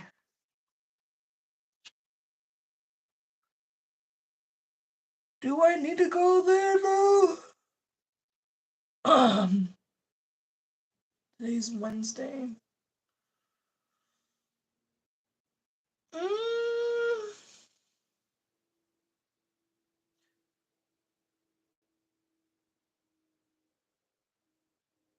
should I? I'm sure lazy. This weather is making me lazy. This it's been raining.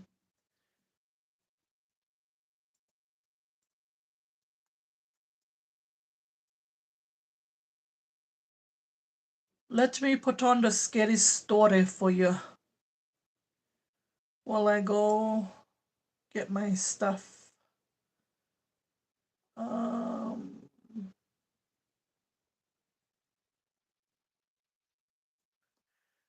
my childhood on a Native American burial ground.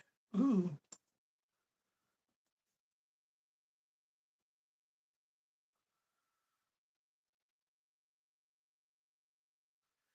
here's the mail. It never fails. It makes me My adventure.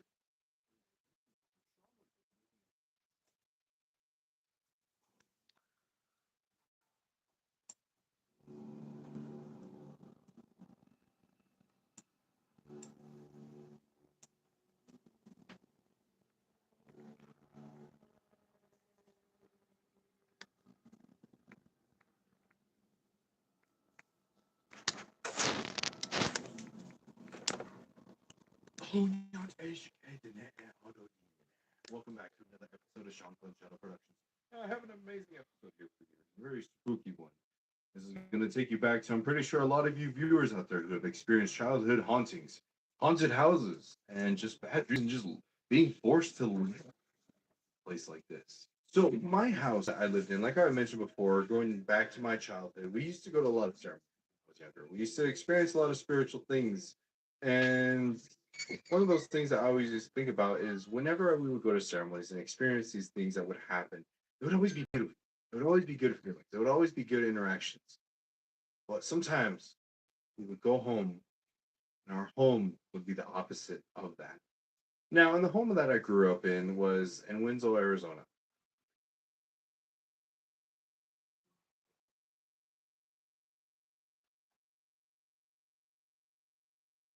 And this home in particular was, come to find out years later, was built on an old burial ground. And it was also right next to a church. And this church used to house a lot of bodies, it had a morgue inside of it too and everything. And so this was one of those houses that was kind of bestowed upon us from our grandfather because he paid it off. And so we were able to live in there. My father was able to work and our whole family grew inside of that house and everything. But with this house and everything, I would have to say, gosh, I was very, very young, all the way from elementary school, all the way to, I would have to say, junior high, maybe. So we spent many, many years there inside of this home, and it was definitely. Well, a lot of people would ask me, is just like, okay, as a child, were you always scared? Yes, it was because of this house that is right here. And so whenever I go on these paranormal investigations and everything, we go interact with these spiritual beings and who I am today, I don't get scared because it's just like at a very young age, I was already used to seeing these spiritual deities and beings of darkness and evil that were around. So some of the things that we would see inside of this home was just being there. And when I kind of grew up, I used to share a room with my brother, but then as we kind of grew older, he got his own room, I got my own room. And some of those times when we would play inside of that house, there was always a feeling of somebody watching, there was always a feeling of somebody just being there. As a kid, you can kind of sense like, you do something bad, or maybe like your parents are watching you, and you think it's like you're kind of doing something mischievous and everything, and then like one of your parents see, or something like that. But when you feel that, and you look, and there's no one there, that's when it's just like, okay, this is kind of weird and everything. So that was one of the lighter sides of the experiences that we used to have at this home. And kind of going back in my memories right now, it's just like, dang, I wish I could go back to the house, but I investigated. But, there were some things that would happen there, like, so when some of my cousins used to come over and everything, and we would have a sleepover. And like I said, we were young kids, got done playing video games and stuff, we'd go to sleep. And in the middle of the night, inside of the kitchen, we used to have one of those water dispensers that had the 5 big gallon water jugs that were inside the kitchen. Middle of the night, we would just be getting ready to go to bed, and there used to be a hallway that kind of led down the house into the kitchen. And we heard that 5 gallon water jug fall. Dang.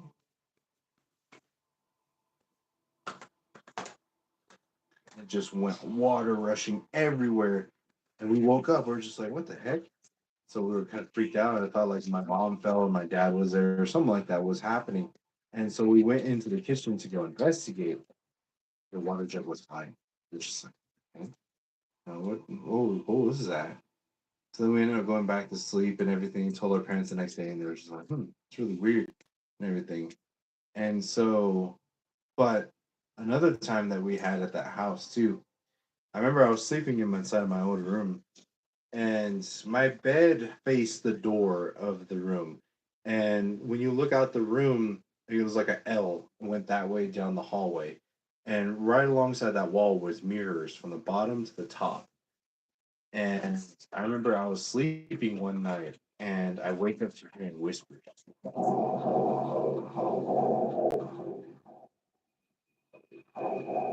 And like I get up and I look at my bottom of my feet toward the door, and I see somebody with half his body sticking out of the mirrors. And he was like making like hand gestures and speaking and doing stuff like that and talking to me. And I was freaking out. I screamed, and my parents were sleeping on the other side of the house. So when they came running, they turned on the light, and he disappeared. And I was just like, "What the hell was that? What was just in the mirror? As a little kid, you're trying to figure out like, what the hell did I just see? And I remember one time too. This was one of those things that like you would hear things inside of your house. You would hear like the wood settling, something pop in the house or something like that. And I remember I was in my room and I was getting ready for bed and I kept the closet light on because I used to always keep some type of light on inside my room because I'm scared of the dark. Of course, you live in a haunted house, you're scared of the dark. So I kept the Me light on too. in the closet. And I remember I was getting up for some reason and I went in, I was starting to walk toward the closet and I saw a ball of light just go from the room into the closet, hit the closet door, and disappear into the closet. It looked like a tennis ball was like that, and I heard the closet door actually make that noise, but it sounded like the noises I would hear throughout the house. And I was just like, it was like a ball light just went like that, and I was like, what the heck was that? And I was like, is that the? It's not just the house creaking or settling, or the wood, the temperatures in the house, or anything like that. It's pretty interesting. I was all like that, and I was like, so I was just like, all right, some really weird things are happening here. So this one, Those sound effects. He's all res. Like that. Let's go back.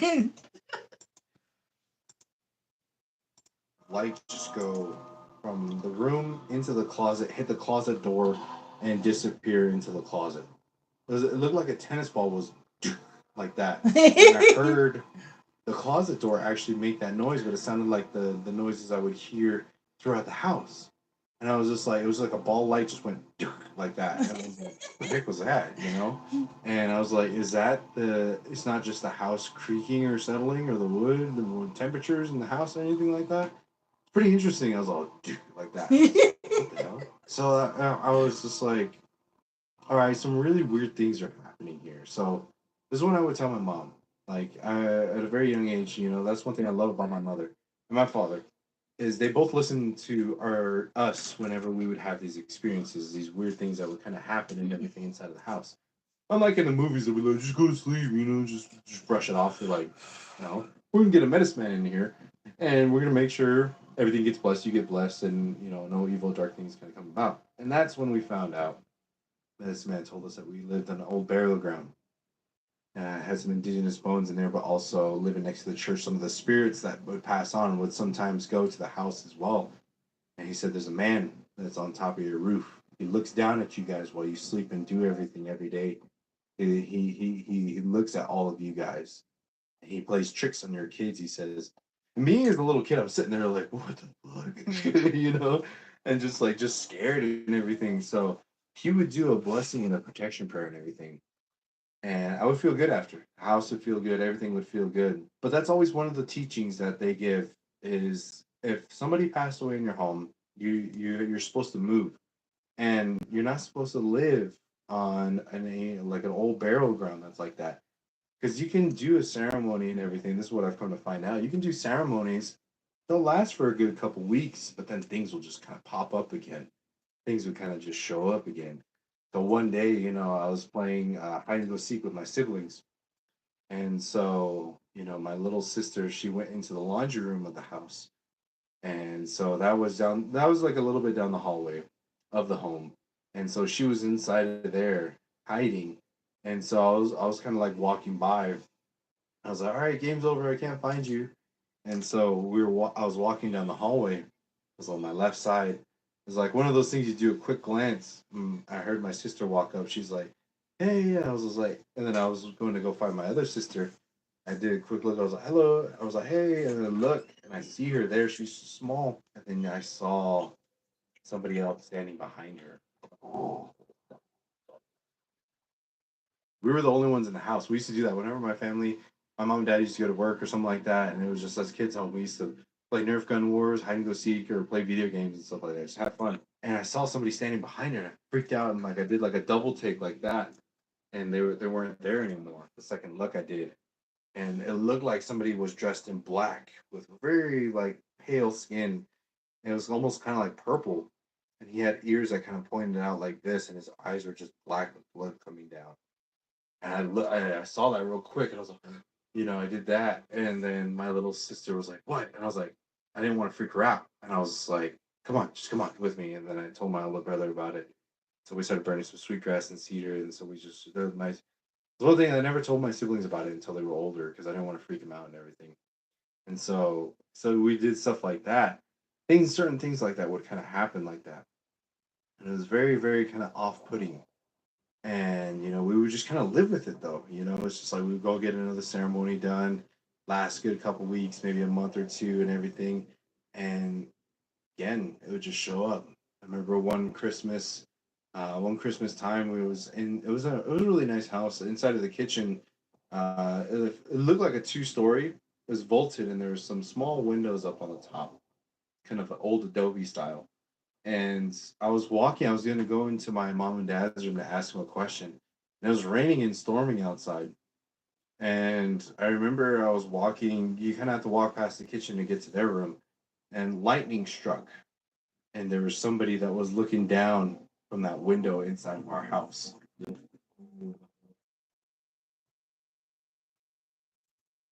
Spooky. And I freaked out and I ran to my mom and dad and they looked up and Oh, they the didn't see website is anything or anything pinned. like that. So, you would just kind of have situations that would like that happen. And the worst experience that I had at the house came to almost a boiling point at this situation was I was sleeping. My brother, in that original room I slept in, there was another room held off, and then there was another door you couldn't see directly into it. Inside of that room was my brother's room. He ended up upgrading, going to a different room. I moved in there. My sisters took my old room. So I was in that other room, and I remember one night. I remember it was wintertime because my mom and dad they busted out the polar bear sheets, so it was warm and everything. So I was sleeping there. The door Those was on real my left fuzzy side right here, blankets. facing in like that, and my bed was right here. Then I had a desk right there. There was a window. Then my TV that was right here. And I remember I was sleeping, and I just started like living in a house like that. You kind of sense when these things start to come around, and I kind of jolted up, and I heard footsteps running down the hallways. Middle of the night, everyone was sleeping. Heard footsteps running into my room, and this dark, shadowy figure just ran to my desk and started grabbing things and just throwing it at me. And I was just like standing there, sitting there, sit up on the bed. I was just like screaming, freaking out. I was just the top of my lungs, just absolute fear. And immediately, that's when my mom and dad started coming, and then they turned on the light, and he disappeared. Come to find out from my mother, He told me he didn't disappear. Years later, when I was older, I actually found out about this a couple of years back. She told me he didn't disappear, son. My mom and dad, I think it was just my mom because my dad was working. My mom was coming out of her room, going past the kitchen, getting close to the hallway, and there was a dark figure that ran down the hallway and hid behind the couch. She screamed and yelled at it. She said, "Get the fuck out of my house! Get out of here! You know, this is not your home." And she knew it was a spirit too, it wasn't a physical person. And he got up and ran until the front door, opened it, and ran out. And or it was just one of those things that, like, with my brother getting his gift at a young age, it wasn't too long after that my brother got his gift, and good things started happening because we took the proper precautions and everything. We ended up moving out of the house and everything, but it's just like that haunting fear of your childhood traumas of other things happening. There's other stories that stuff that happened to, but I think my mind just blocked those things out, and I just didn't want to remember it. But that's why they always say, like the medicinal people always say, never live in a house where somebody died. Don't live on a burial ground because you can try to do ceremonies and all these other things, but the dead and the death spirits that are there have a claim to that land and home. That's where they rest. That's where they are. These things. So some of the darker spirits and entities that are there could be able What to, should I do? I guess, have claim over it. So it's just one of those things that, like, sucks because in our situation, you buy a house, you can't just leave the house because you have lease, mortgage, all these other different things that are going on with it, and all these penalties if you try to leave. So it's one of those things you just got to endure and try to move on. So that's why I always say, if you guys haven't, go check out my How to Protect Yourself video because all those things will be able to help you protect yourself against these things. Sweetgrass, cedar, and ash will be able to help you out. Sage, you can smudge, but those just put this.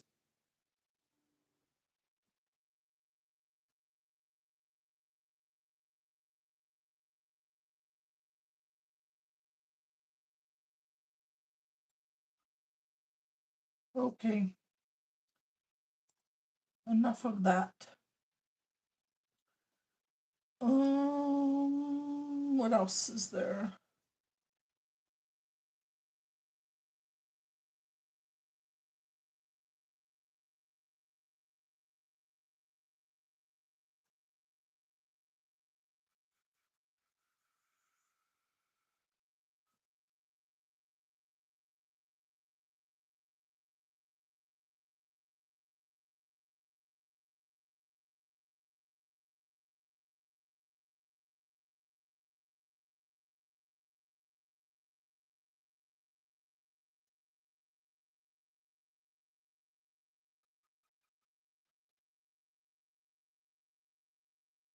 I don't know what to listen to.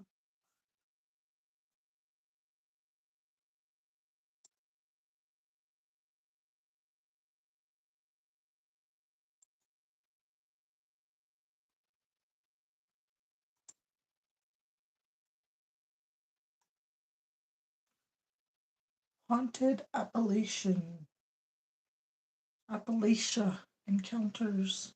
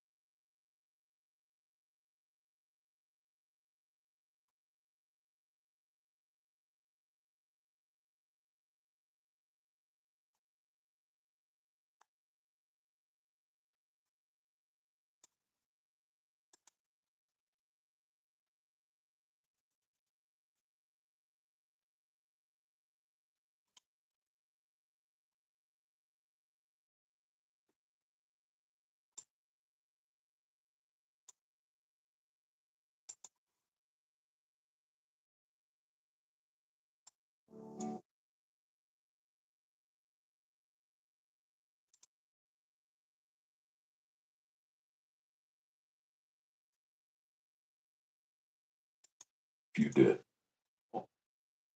like button and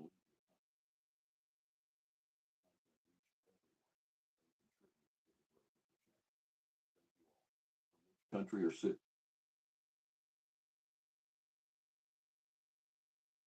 My name is Garrett Walsh, and I've always been drawn to the wilderness. Growing up in Flagstaff, Arizona, I was surrounded by some of the most breathtaking landscapes in the country.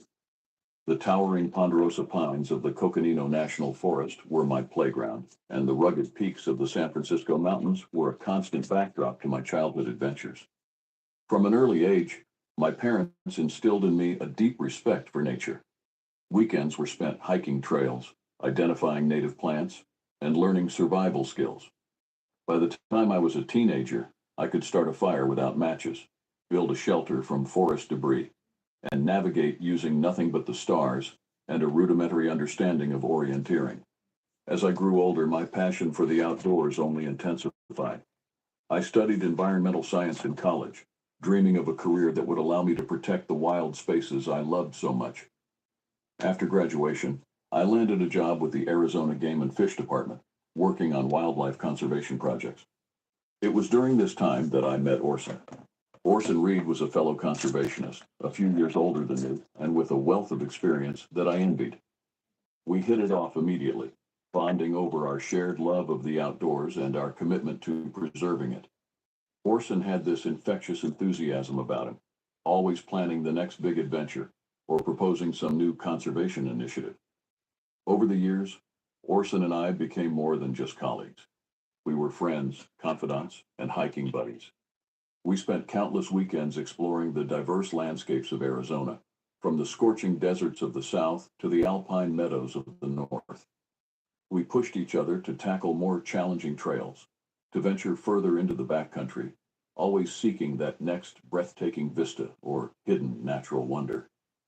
Our friendship was built on a foundation of trust and shared experiences. We'd seen each other at our best and worst, exhausted after a grueling hike, exhilarated at the summit of a difficult climb, and everything in between. I thought I knew Orson as well as I knew myself. But as I sit here now, my hands shaking as I type these words, I realize how little I truly knew. How unprepared we both were for what awaited us in the depths of the Coconino National Forest. The events of that fateful hike have left an indelible mark on my psyche, forcing me to question everything I thought I knew about the natural world and my place in it. I've debated for months whether to share this story. Part of me wants to forget, to pretend it never happened, and go back to my normal life. But I can't shake the feeling that I have a responsibility to warn others, to shed light on the darkness that lurks in the wilderness we think we know so well. So I'll tell you about the hike that changed everything, about the bone we found, the creature we encountered, and the terror that still haunts my dreams. But first, you need to understand how it all began, with a simple idea for a weekend adventure that would push us to our limits and beyond. It was Orson who suggested the trail. He'd heard about it from a fellow hiker, a route that wasn't on any official map. It's supposed to be incredible, he told me, eyes shining with excitement, pristine wilderness, views you wouldn't believe, but it's not for the faint of heart. I should have known then that we were treading into dangerous territory. But the allure of unexplored paths was too strong to resist. We spent weeks planning, poring over topographical maps, assembling our gear, and preparing for every contingency we could think of. Or so we thought. As I look back now, I realize how naive we were, how confident in our abilities, how certain that our experience and preparation would be enough to handle anything the wilderness could throw at us. In 300 feet, turn left. With costless fiber-powered internet, you can do brilliant things. We had no idea that we were about to step into a nightmare that would test us in ways we never imagined. But I'm getting ahead of myself. To understand the full horror of what we experienced, you need to know the details of our preparation, the early stages of our hike, and the gradual buildup of unease that preceded our terrifying encounter. So let me take you back to the beginning, to the days leading up to our departure, when the world still made sense, and the forests held wonder rather than terror. In the next chapter, I'll detail our preparations for the hike, the excitement and anticipation that filled us as we got ready for what we thought would be just another adventure. Little did we know that every piece of gear we packed, every decision we made, would soon play a crucial role in our fight for survival against an enemy we never saw coming. The week leading up to our hike was a flurry of activity. Orson and I met every evening after work, spreading maps across my living room floor and plotting our route. The trail we'd chosen was deep in the heart of the Coconino National Forest, far from the well-trodden paths most hikers frequented. "Look at this," Orson said one night, tracing a finger along a contour line. "If we push hard, we could make it to this ridge by sunset on the first day. The views would be incredible." I nodded, excitement building in my chest. But as I studied the map, a flicker of unease passed through me. The area we were heading into was remote, with no marked trails or campsites. If something went wrong, I pushed the thought aside. We were experienced hikers. We'd done more challenging trails than this. Still, I couldn't shake a nagging feeling that we were overlooking something important. We spent hours checking and double-checking our gear: tents, sleeping bags, water filtration systems, first aid kits. Everything was meticulously inspected and packed. I even threw in an extra flashlight and batteries, just in case. The night before our departure, I found myself unable to sleep. I tossed and turned, my mind racing with thoughts of the journey ahead. When I finally drifted off, my dreams were filled with dark forests and distant, echoing howls.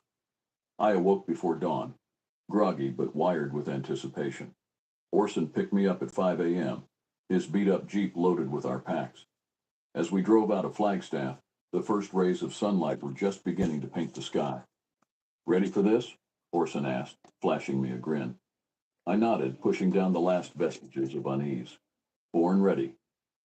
Little did I know how those words would come back to haunt me. We reached the trailhead just as the sun was cresting the horizon. The air was crisp and clean, filled with the scent of pine and damp earth.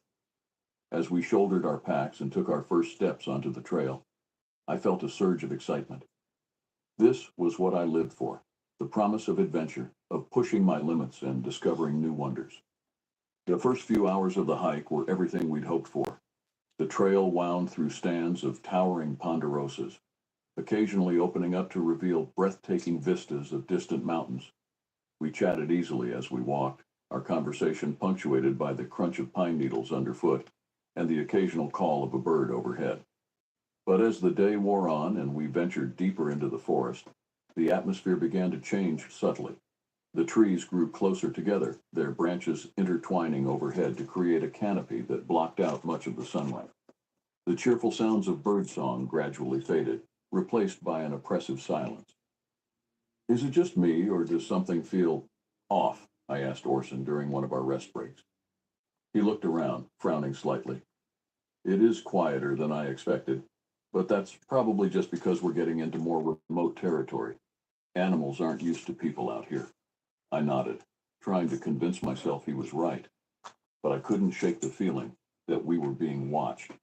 Every rustle in the underbrush, every snapping twig sent a jolt of adrenaline through my system.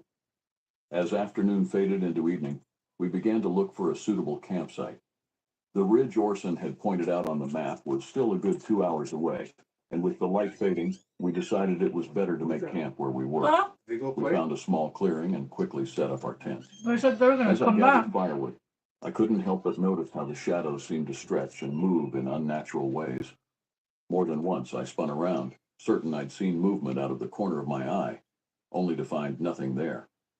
That night, as we sat around the campfire eating our freeze-dried meals, the forest around us seemed to press in closer.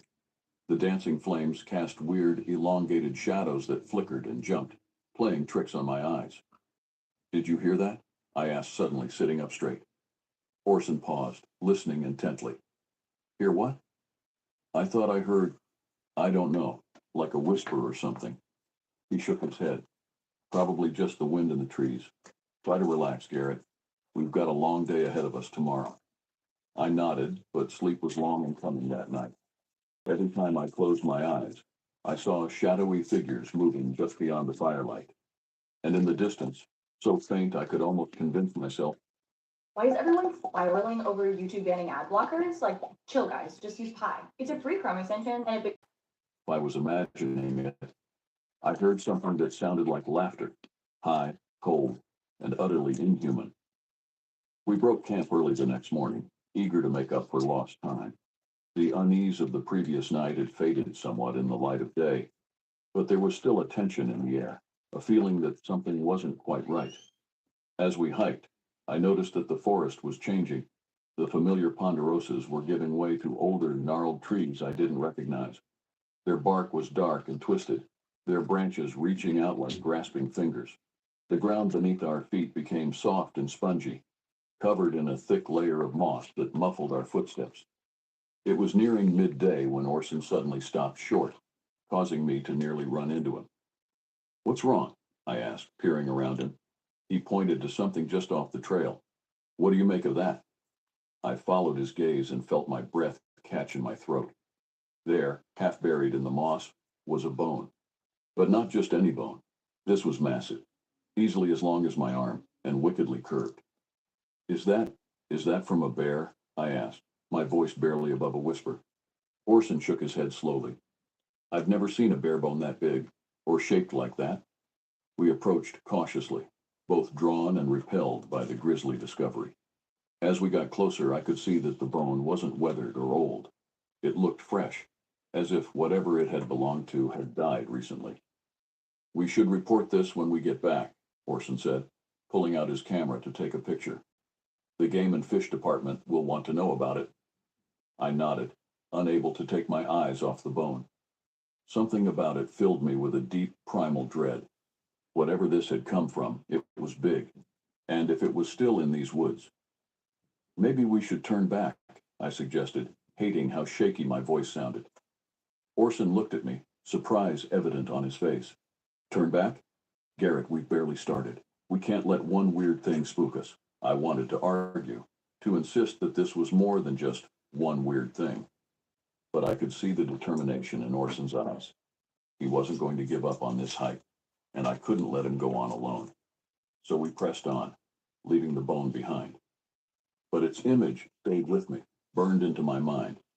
And as we hiked deeper into the increasingly alien forest, I couldn't shake the feeling that we were walking into the lair of something ancient and terrible.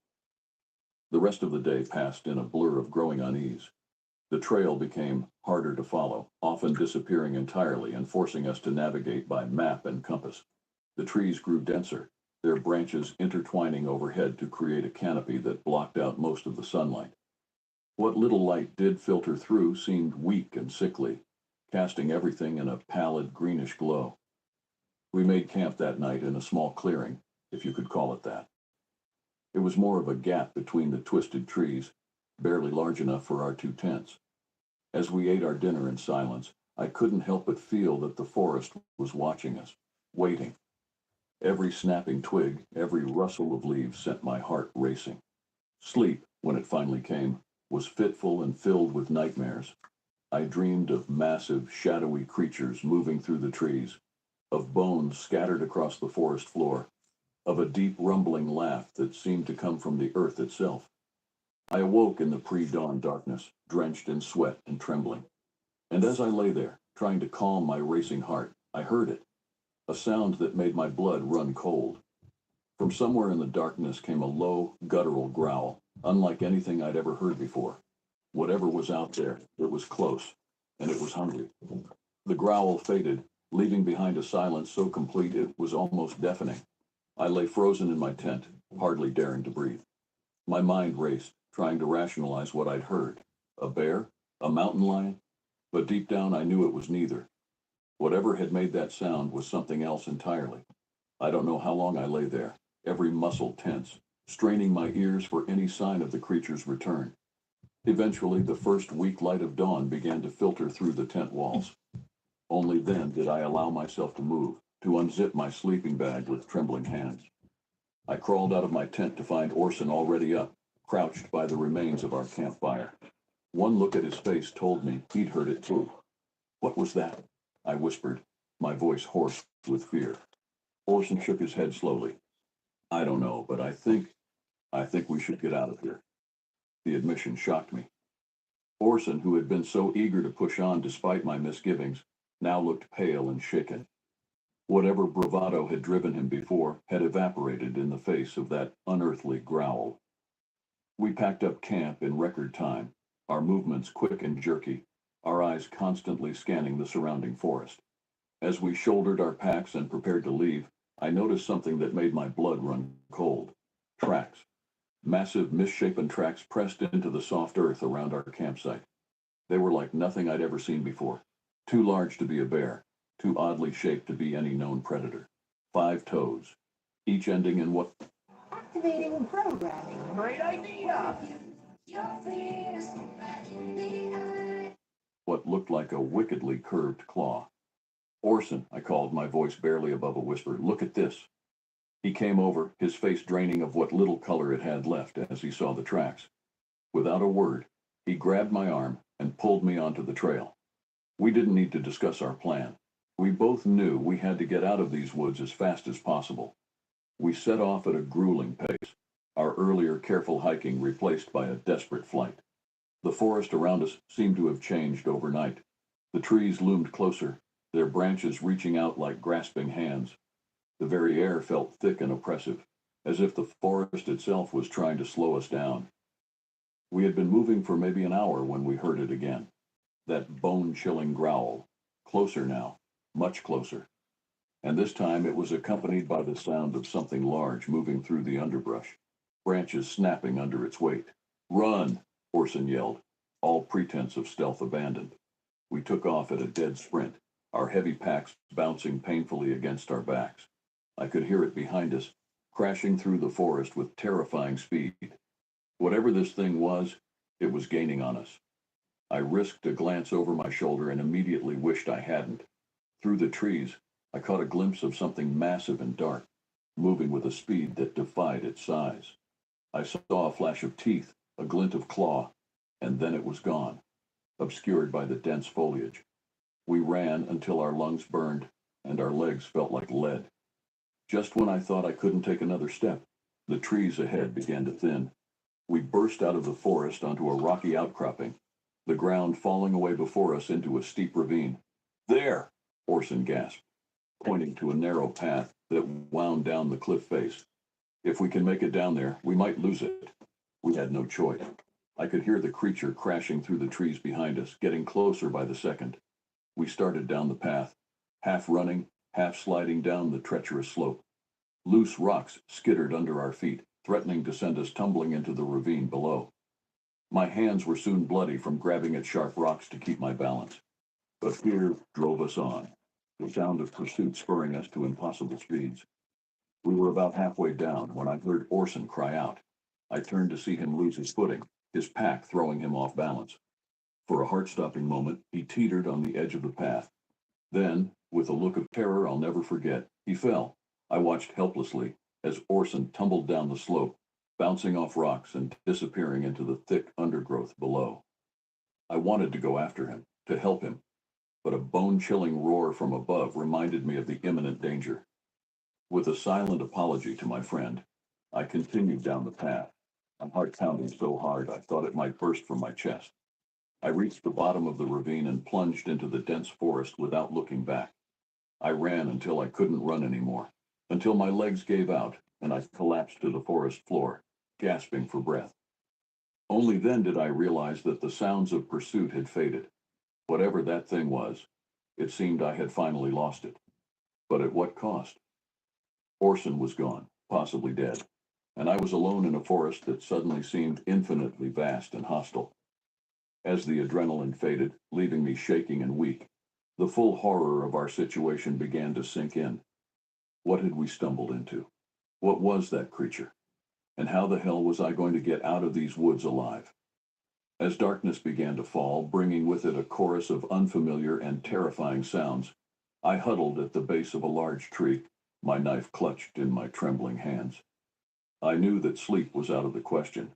All I could do was wait for dawn and pray that whatever was out there wouldn't find me before I could find my way back to civilization.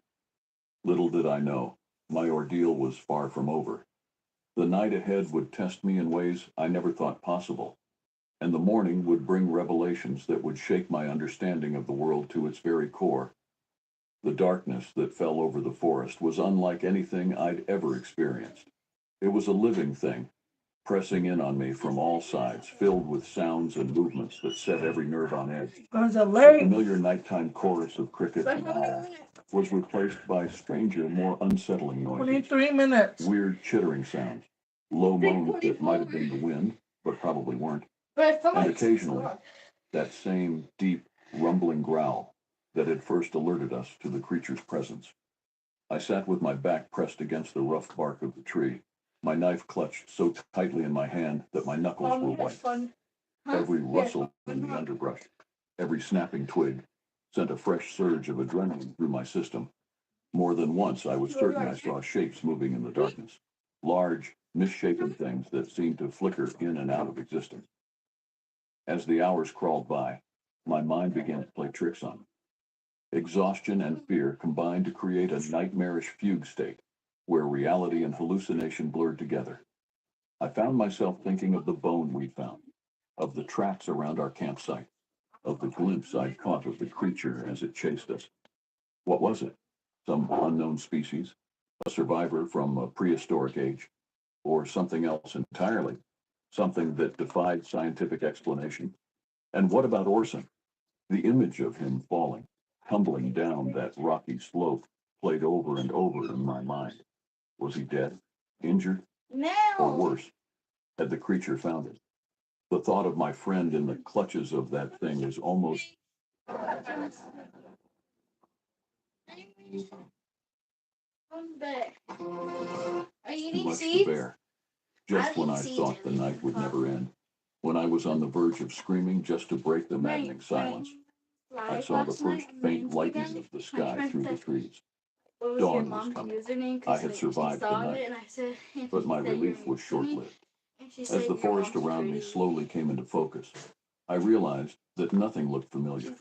The trees here were different, older, more gnarled and twisted. The undergrowth was dense and tangled, filled with plants I didn't recognize. It was as if, in my panicked flight the day before, I had stumbled into a completely different forest. I got to my feet, wincing at the stiffness in my muscles. I had lost my pack during the chase, leaving me with only the clothes on my back, my knife, and the few energy bars I had stuffed in my pockets. No map, no compass, no water. The situation was dire, to say the least.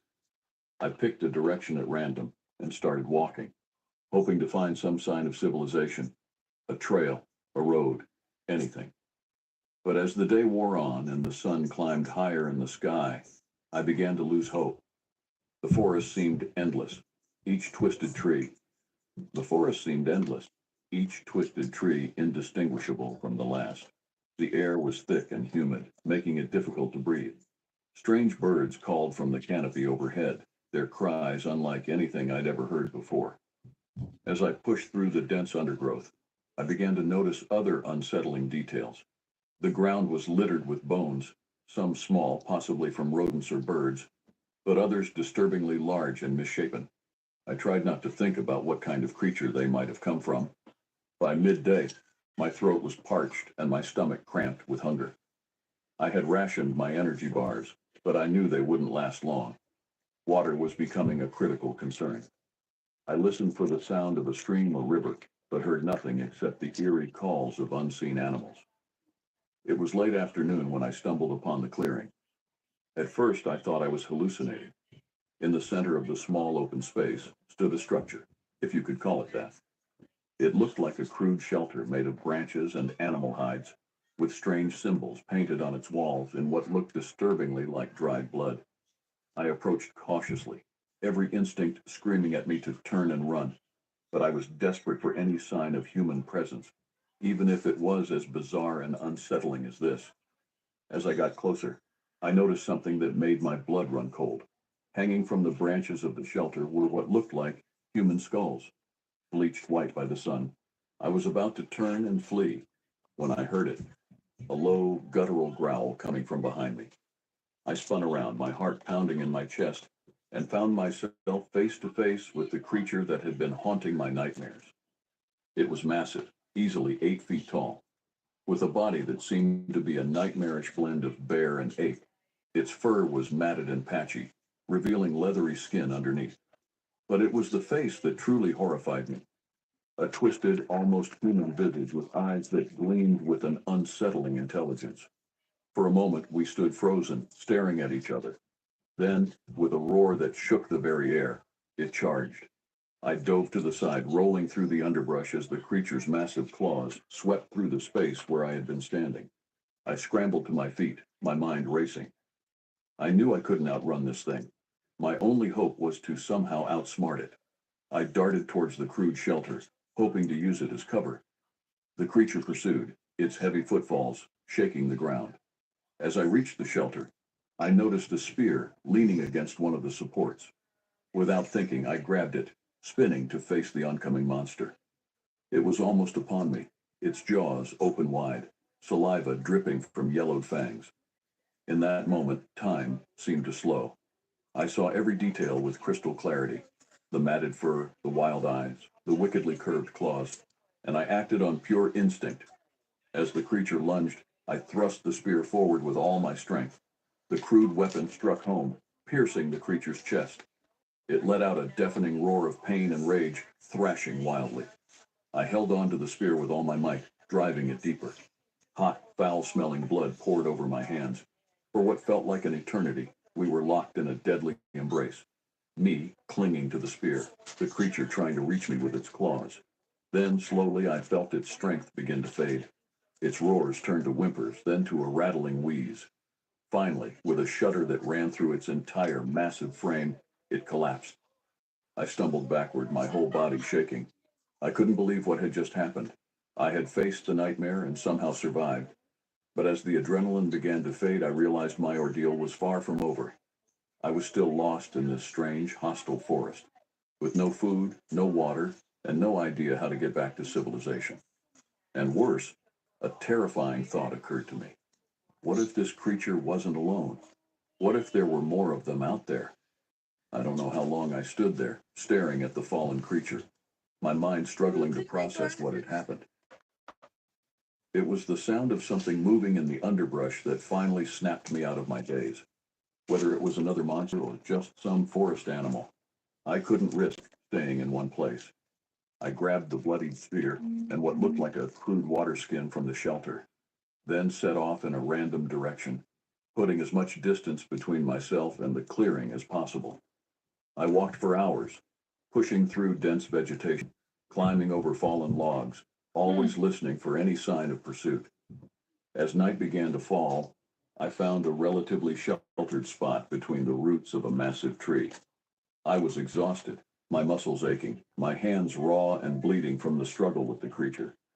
But sleep was out of the question. Every sound, every shadow made me flinch, expecting another attack at any moment. The night passed in a haze of fear and exhaustion. When dawn finally broke, At Mint Mobile, we like to do the opposite of what Big Wireless does. They charge you a lot. We forced myself to my feet and continued my desperate journey. I had no idea if I was heading in the right direction, but I knew I had to keep moving. It was midday when I heard it, the distant sound of running water. Hope surged through me, giving me a burst of energy. I quickened my pace, following the sound. As I pushed through a thick stand of ferns, I found myself standing on the bank of a fast-flowing river. For a moment, I just stood there, overwhelmed with relief. Then I fell to my knees at the water's edge, drinking deeply. The water was cold and clean, the best thing I'd ever tasted. Once I had quenched my thirst, I studied the river. It was wide and swift, its waters churning over rocks. I knew that rivers often led to civilization. If I could follow it downstream, I might find my way out of this nightmare. I began to walk along the riverbank, the sound of rushing water a constant companion. As I walked, I tried to make sense of everything that had happened. The creature I had encountered defied explanation. Was it some unknown species, a genetic experiment gone wrong, or something even more sinister? And what about the shelter I had found? The skulls hanging from its branches suggested that whatever these creatures were, they had some level of intelligence, some sort of culture. The thought sent a chill down my spine. As the day wore on, I began to notice changes in the forest. The trees were becoming less twisted, more familiar. The oppressive atmosphere that had hung over the deep woods began to lift. And then, just as the sun was beginning to set, I heard the most beautiful sound in the world, the distant rumble of a car engine. I broke into a run, ignoring the protests of my exhausted muscles. The trees thinned, and suddenly I was standing on the edge of a road. A battered pickup truck was approaching, its headlights cutting through the gathering dusk. I waved my arms frantically, probably looking like a madman with my torn clothes and wild eyes. The truck screeched to a halt, and an older man peered out at me, his face a mix of concern and wariness. "You all right, son?" he asked. I opened my mouth to respond, but no words came out. How could I possibly explain what had happened? How could I make anyone believe the horrors I had witnessed? In the end, I simply shook my head. "I got lost," I managed to croak out. "Can you help me get back to town?" The man nodded, gesturing for me to get in. As we drove away from the forest, I found myself looking back, half expecting to see a monstrous shape emerge from the trees. But there was nothing, just the darkening woods, hiding their secrets. The days and weeks that followed were a blur. I was treated for dehydration and minor injuries at a local hospital. Search parties were sent out to look for Orson, but no trace of him was ever found. I told a sanitized version of events to the authorities, that we had gotten separated during a storm, that I had gotten lost trying to find my way back. I couldn't bring myself to tell them the truth. Who would believe me? Even now, months later, I'm not sure I believe it myself. Sometimes I wake up in the middle of the night, convinced I can hear that bone-chilling growl outside my window. I've pored over cryptozoology forums, searched for any reports of similar creatures, but found nothing conclusive. I haven't set foot in a forest since that day. The thought of those dark woods, of what might be lurking in their depths, fills me with a terror I can't describe. I know that someday I'll have to face my fears, to go back and search for answers. But for now, I'm content to stay in the safety of the city, where the only monsters are the ones we create ourselves. But on quiet nights, when the wind whispers through the trees outside my window, I can't help but wonder, what if they're out there watching and waiting? What if someday they decide to leave the forest behind and venture into our world? And what will we do when that day comes? The worst part of working in the Allegheny National Forest isn't the terrain, though it's not friendly. It isn't the cold, the long stretches of radio silence, or even the rare encounters with black bears. It's the silence. It settles in thick, crawling under your skin. And when you've been out here as long as I have, you start hearing things that shouldn't be there. It was 2003, and my name's Matt Vickers. I've been with Search and Rescue for about 11 years, working out of Warren County, Pennsylvania. I'm the guy they send when people go missing out here, which happens more than you'd think. Funny enough, I'm not really much of a camper myself, but, you go where the work is. The outdoorsy types always expect me to say I'm passionate about the wilderness, but I just prefer my paycheck to come with a decent health plan. That day started like any other. I was in the office, sipping my third cup of coffee, and scrolling through incident reports when the phone rang. I picked it up, expecting another lost hiker who'd wandered off the trail and found their way back. Instead, I got Susan from dispatch, her voice tight with worry. "Matt, we've got a situation. A woman, mid-30s, hasn't checked back in after a solo trip. Her name's Laura Keene. She was supposed to return 3 days ago." I felt my stomach tighten. 3 days was a long time out here. "Any last known location?" "She told her husband she was planning to hike the Minister Creek Trail. That's all we've got." I sighed, already reaching for my gear. "All right, I'm on it. Get the volunteer crew ready. We'll meet at the trailhead in an hour." As I hung up, I couldn't shake the feeling that this wasn't going to be a typical rescue. Solo trips aren't uncommon out here. People come to escape their lives, clear their heads. Problem is, if you're serious about print on demand, you need to try Kittle. Kittle makes it so easy to find professional templates for designs that you can customize completely and has the potential of trending like nature doesn't care if you're looking for clarity. It'll swallow you whole. And with Allegheny's dense forests and tricky paths, I always wonder why anyone risks it alone. Then again, I've got a twisted sense of humor. If someone vanishes, they probably just got tired of their suburban life. Maybe they're sipping on a mojito in Mexico while I'm trudging through the mud. But deep down, I knew better. The forest doesn't let go of its victims easily. I grabbed my pack, double-checking my supplies. Extra batteries, first aid kit, water purification tablets, and a few protein bars. I holstered my knife and paused, considering. After a moment's hesitation, I reached into my locker and pulled out my old service pistol. I rarely carried it on rescues, but something about this call had my instincts on high alert. As I drove to the trailhead, the forest loomed on either side of the road, a wall of green that seemed to press in on the narrow strip of asphalt. The trees were still, unnaturally so, as if they were holding their breath. I cranked up the radio, trying to drown out the silence, but it was no use. The quiet had already settled in, a weight on my chest that grew heavier with each passing mile. I arrived at the parking lot to find the volunteer crew already there.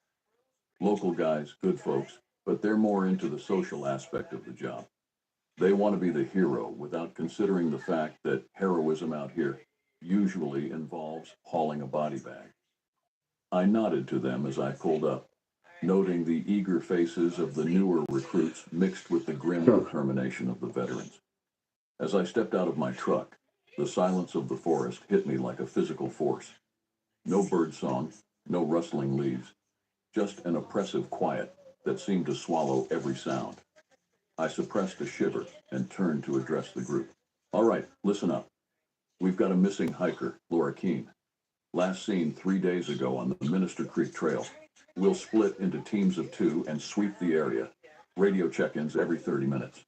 If you find anything, and I mean anything out of the ordinary, you call it in immediately. Got it? There were nods all around. I paired everyone up, leaving myself with one of the younger guys, Matt Lee. He was eager, maybe too eager, but I figured I could keep him in line.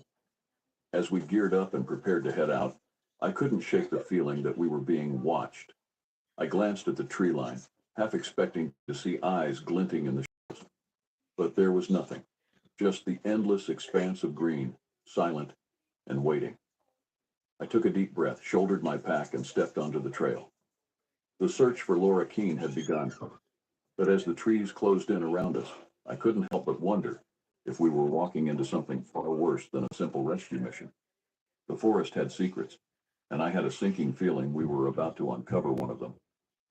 Matt Lee and I set off down the Minister Creek Trail, the silence of the forest pressing in around us. The kid was chatty, nervous energy spilling out in a stream of questions and observation.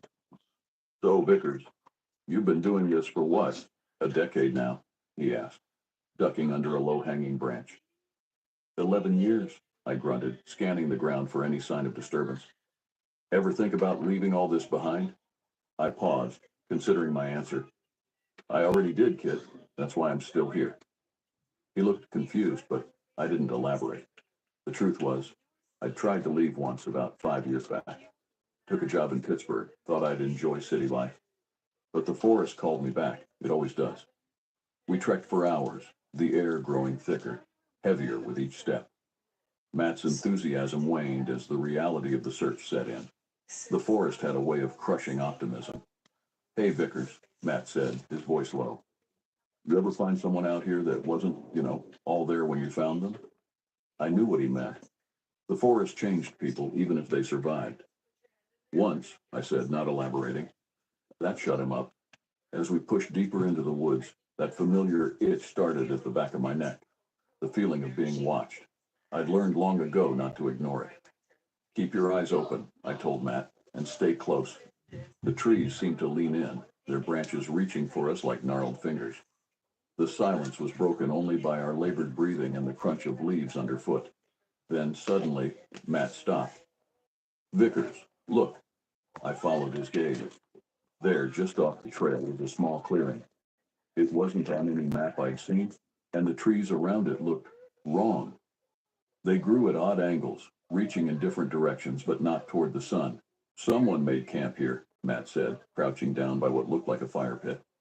but it wasn't a fire pit, not really. The stones were too close together, stacked in a way that didn't make sense, and the ground, freshly dug, but no shovel marks. Yeah, I muttered. Someone tried to make it look that way.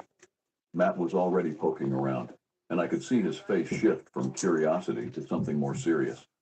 You got a light? I handed him my flashlight, and he shined it toward a small mound in the middle of the so-called camp. His face went pale.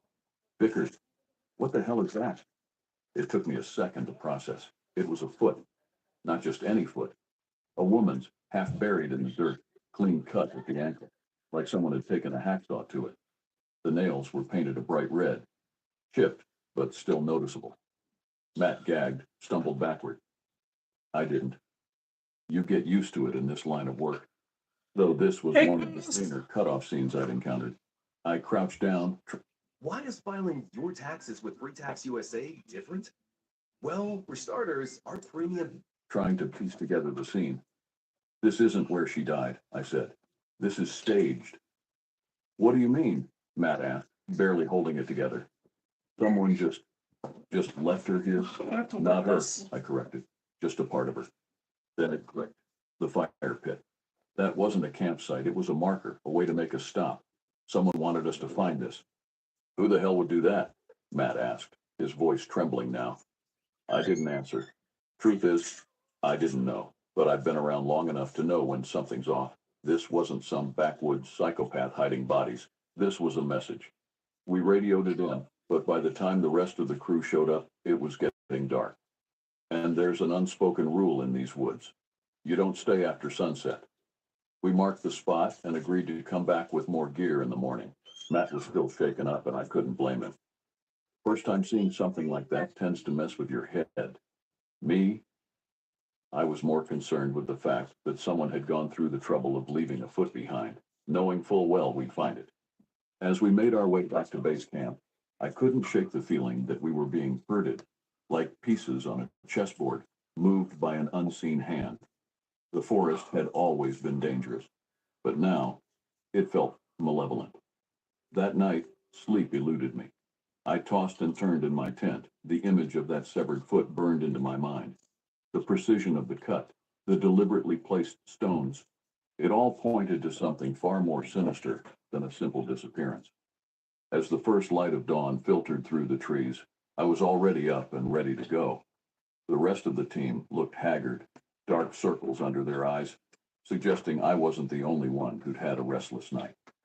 We set out early, the morning mist clinging to the ground like a shroud. This time I took point, with Matt and two other experienced searchers, John and Mike following close behind. The forest felt different today. The silence that had been oppressive yesterday now seemed expectant, as if the woods themselves were holding their breath, waiting for something to happen. As we neared the clearing from yesterday, that prickling sensation at the back of my neck intensified.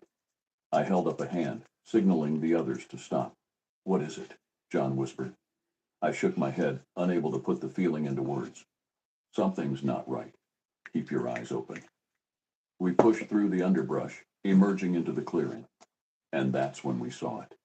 The foot was gone, not dragged away by animals, not buried deeper, just gone. The dirt wasn't even disturbed. Vickers, Matt said, his voice tight with panic. We marked it right? This is the same place? I nodded, double-checking the GPS coordinates. No mistake, this is it. Mike crouched down, examining the ground where the foot had been. There's no sign of anyone being here. No footprints, no disturbance. It's like it just vanished. That's when I knew we weren't alone out here. This wasn't just about a missing hiker anymore. We were dealing with something else entirely. I was about to suggest we fan out and search the surrounding area when I heard it. A snap, just beyond the tree line. Faint, but unmistakable. I held up my hand again, silencing the group.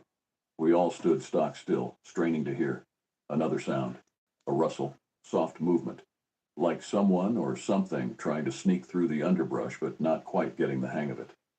I pulled out my knife, cursing myself for not bringing something with more stopping power.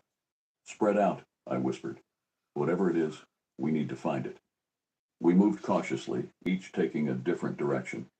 I headed towards where I'd heard the sound, every sense on high alert. That's when I saw it. Standing just beyond the trees was a figure, tall, hunched, with limbs that looked too long for its body. It was covered in patchy fur and streaks of what I can only describe as mud, or maybe blood. It moved awkwardly, almost like it was learning how to walk. I froze, trying to process what I was seeing. This thing, it wasn't human, but it wasn't just some animal either. It tilted its head, studying me. Its face, if you could call it that, was like someone had tried to mash a human and a wolf together, but failed miserably. For a moment, neither of us moved. Then, faster than I thought possible, it lunged. I barely had time to shout a warning before it was on me, its weight slamming me to the ground. The stench of rot and decay filled my nostrils as I struggled against its grip. I could hear the others shouting, running towards us, but it all seemed distant, muffled. The creature's face was inches from mine, its hot, rancid breath washing over me. With a surge of desperate strength, I managed to bring my knife up, slashing wildly. I felt it connect, heard an inhuman shriek of pain. The weight lifted, and I scrambled to my feet, gasping for air. The others had arrived, their faces pale with shock as they took in the scene. But the creature was gone, disappeared into the thick underbrush as quickly as it had appeared. What the hell was that? Matt stammered, his eyes wide with fear. I shook my head, still trying to catch my breath. I don't know, but whatever it is, it's not natural. And I think it's what we're really out here to find. As we regrouped, checking for injuries and trying to make sense of what had just happened, one thing became clear. Our search for Laura Keene had just become something much more dangerous. We weren't just looking for a missing hiker anymore. We were hunting a monster. The rest of the day passed in a blur. Here at Sticker Giant, we're your friends. Of tense searching and whispered conversations. We combed the area where I'd encountered the creature, but found nothing. No tracks, no blood, no sign that anything out of the ordinary had happened. As the sun began to dip below the tree line, casting long shadows through the forest, I made the call to head back to base camp. No one argued. The events of the day had left us all shaken, and the thought of being in these woods after dark was enough to quell any desire to continue the search. Back at camp, we huddled around a fire, the flickering flames doing little to dispel the chill that had settled into our bones. The silence was heavy, broken only by the occasional crackle of burning wood. Finally, John spoke up. We need to talk about what happened out there. I nodded, knowing this conversation was inevitable. All right, let's hear it. What was that thing, Vickers? Matt asked, his voice barely above a whisper. I mean, it couldn't have been human, right? I sighed, rubbing my temples. I don't know what it was, but you're right. It wasn't human. Not entirely, at least. Mike leaned forward, his face serious. We need to call this in. Get more people out here. Maybe some guys with bigger guns. I shook my head. And tell them what? That we saw some kind of monster in the woods? They'll think we've lost our minds. So what do? John asked. I stared into the fire, weighing our options. We stick to the mission. We're out here to find Laura Keene. Whatever that thing is, it's connected to her disappearance. We find it, we find her. There were murmurs of agreement, though I could see the fear in their eyes. None of us were prepared for this, but we were all that stood between that creature and whoever else might wander into these woods. As the others settled in for the night, I took first watch. The forest seemed alive with whispers and movement, shadows dancing at the edge of the firelight. Every snapping twig, every rustle of leaves had me on edge, my hand never far from my knife. Hours passed, and still, sleep eluded me. The others tossed and turned in their tents, caught in the grip of uneasy dreams. I found myself thinking about all the stories I'd heard over the years, tales of strange happenings in these woods that I'd always dismissed as campfire legend. Now I wasn't so sure. As the first light of dawn began to creep through the trees, I made a decision. We couldn't keep stumbling around in the dark, both literally and figuratively. We needed answers, and I knew just where to start looking for them. I woke the others as soon as it was light enough to see. Change of plans, I announced. We're heading into town. There's someone we need to talk to. They looked at me quizzically, but no one argued. After yesterday, they were willing to follow any lead. As we packed up camp, I couldn't shake the feeling that we were being watched. The forest seemed to press in around us, its secrets hidden just beyond our reach. But I was determined to uncover the truth, no matter where it led us. The game had changed, and the stakes were higher than ever. Little did I know, our journey into town would unveil horrors beyond anything we could have imagined. The drive into Warren was tense, each of us lost in our own thoughts. The lush green of the forest gave way to small towns and farmland. But even here, miles from where we'd seen the creature, I couldn't shake the feeling of being watched. We pulled up outside a small, weathered house on the outskirts of town. An old man sat on the porch, rocking slowly in a creaky chair. This was Tom Harding, a local historian and former forest ranger. If anyone knew the secrets of these woods, it would be him. Matt Vickers, Tom called out as we approached. Didn't expect to see you in these parts. What brings you down from the mountain? I introduced the team and got right to the point. Tom, we need to talk about the forest, about the things that live there. His eyes narrowed, the rocking chair coming to a stop. Come inside, he said after a long pause. This ain't a conversation for open air. Inside, the house was cluttered with books, maps, and odd trinkets. Tom settled into an old armchair and fixed us with a piercing stare. What did you see out there?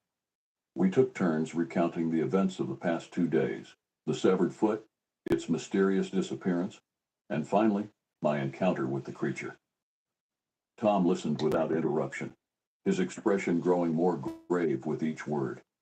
When we finished, he let out a long, weary sigh. I was afraid this day would come, he said. The old-timers, they used to talk about something in those woods, something that ain't natural. They called it the Wendigo. Wendigo, Matt echoed. Like the Native American legend? Tom nodded. Similar, but not quite the same. This thing, it's older. Been there since before the first settlers came. It sleeps for long stretches, sometimes decades. But when it wakes, it hungers. A chill ran down my spine as Tom continued. It takes people, see, not just to eat, but to change them, make more of its kind. That foot you found, that was a message. It's awake, and it's hunting. How do we stop it? I asked, leaning forward. Tom's laugh was hollow. Stop it? Boy, you don't stop something like this. You survive it. You hide and you pray it goes back to sleep before it takes everything you love. We left Tom's house with more questions than answers, a growing sense of dread settling over us.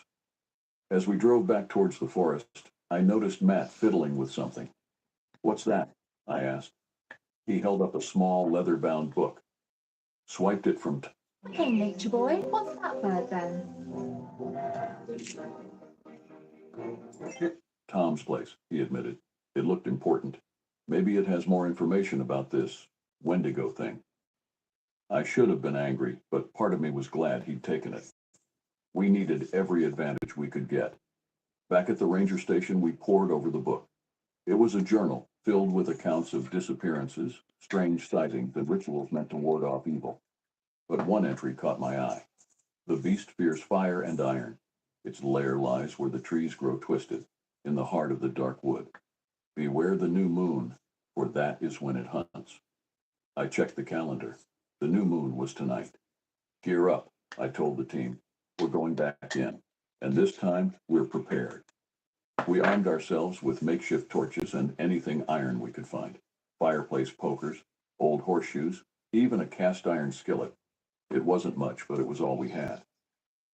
As we ventured back into the forest, the sun sinking low on the horizon, I couldn't shake the feeling that we were walking into a trap. But we had no choice. If we didn't stop this thing now, who knew how many more would vanish into these woods, never to be seen again. The trees seemed to close in around us as we pushed deeper into the forest, following the twisted growth patterns Tom had described. The silence was oppressive, broken only by our labored breathing and the occasional snap of a twig underfoot. Then, as night fell, and the last traces of sunlight faded from the sky, we heard it. A low, guttural growl that seemed to come from everywhere and nowhere at once. The hunt was on, and we were the prey. The growl echoed through the trees, sending shivers down our spines. We formed a tight circle, backs to each other, torches held high. The flickering light cast long shadows that seemed to move with a life of their own. Stay alert, I whispered, gripping my iron fireplace poker tightly. It could come from any direction. The forest fell silent again, but the quiet was more menacing than any sound. We could feel eyes on us, watching, waiting for the right moment to strike. Suddenly, Matt let out a strangled cry.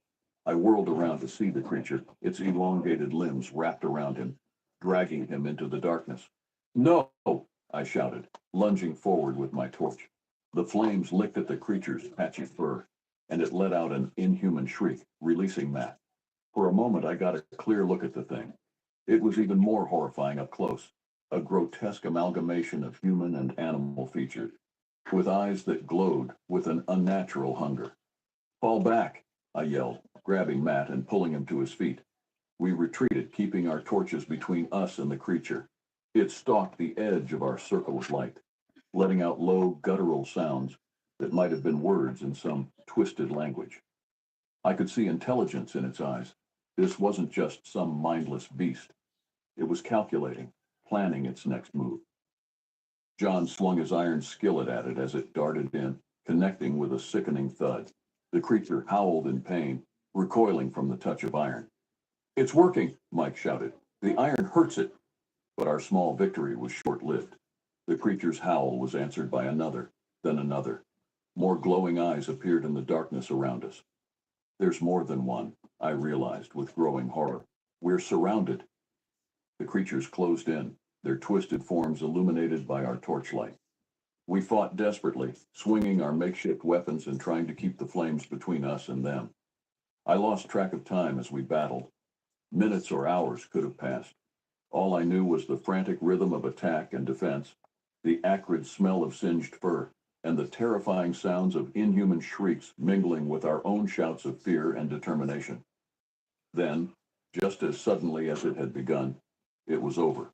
The creatures retreated into the darkness, melting away like shadows at dawn. We stood there panting and shell-shocked, hardly daring to believe we'd survived. Is everyone okay? I asked, looking around at my battered team. There were nods all around, though we were far from unscathed. Cuts, bruises, and a few deeper gashes that would need attention. But we were alive. As the adrenaline began to fade, I noticed something on the ground where one of the creatures had fallen. A tuft of that patchy fur, matted with a dark, viscous fluid that might have been blood. I carefully collected it, wrapping it in a handkerchief. Finally, we had physical evidence of what we'd encountered. We need to get back, I said, patch ourselves up, and figure out our next move. As we made our way back to base camp, I couldn't shake the feeling that this was just the beginning. We'd survived our first real encounter with the creatures, but at what cost? And more importantly, what would they do next? The forest seemed to press in around us, full of secrets and hidden dangers. We'd gotten a glimpse of the horror that lurked in its depths, but I had a sinking feeling that the worst was yet to come. The journey back to base camp was a blur of exhaustion and paranoia. Every shadow seemed to move, every sound a potential threat. By the time we stumbled into the clearing, where we'd set up our tents, the first light of dawn was breaking through the trees. We collapsed around the remnants of last night's fire, too drained to even speak. The reality of what we'd experienced was starting to... Hey! Drop what you're doing and head to Peacock. The streaming home of Illumination. Sink in, and with it came a host of questions we weren't sure we wanted answered. It was Mike who finally broke the silence. What do we do now, Vickers? We can't just pretend this didn't happen. I sighed, running a hand over my face.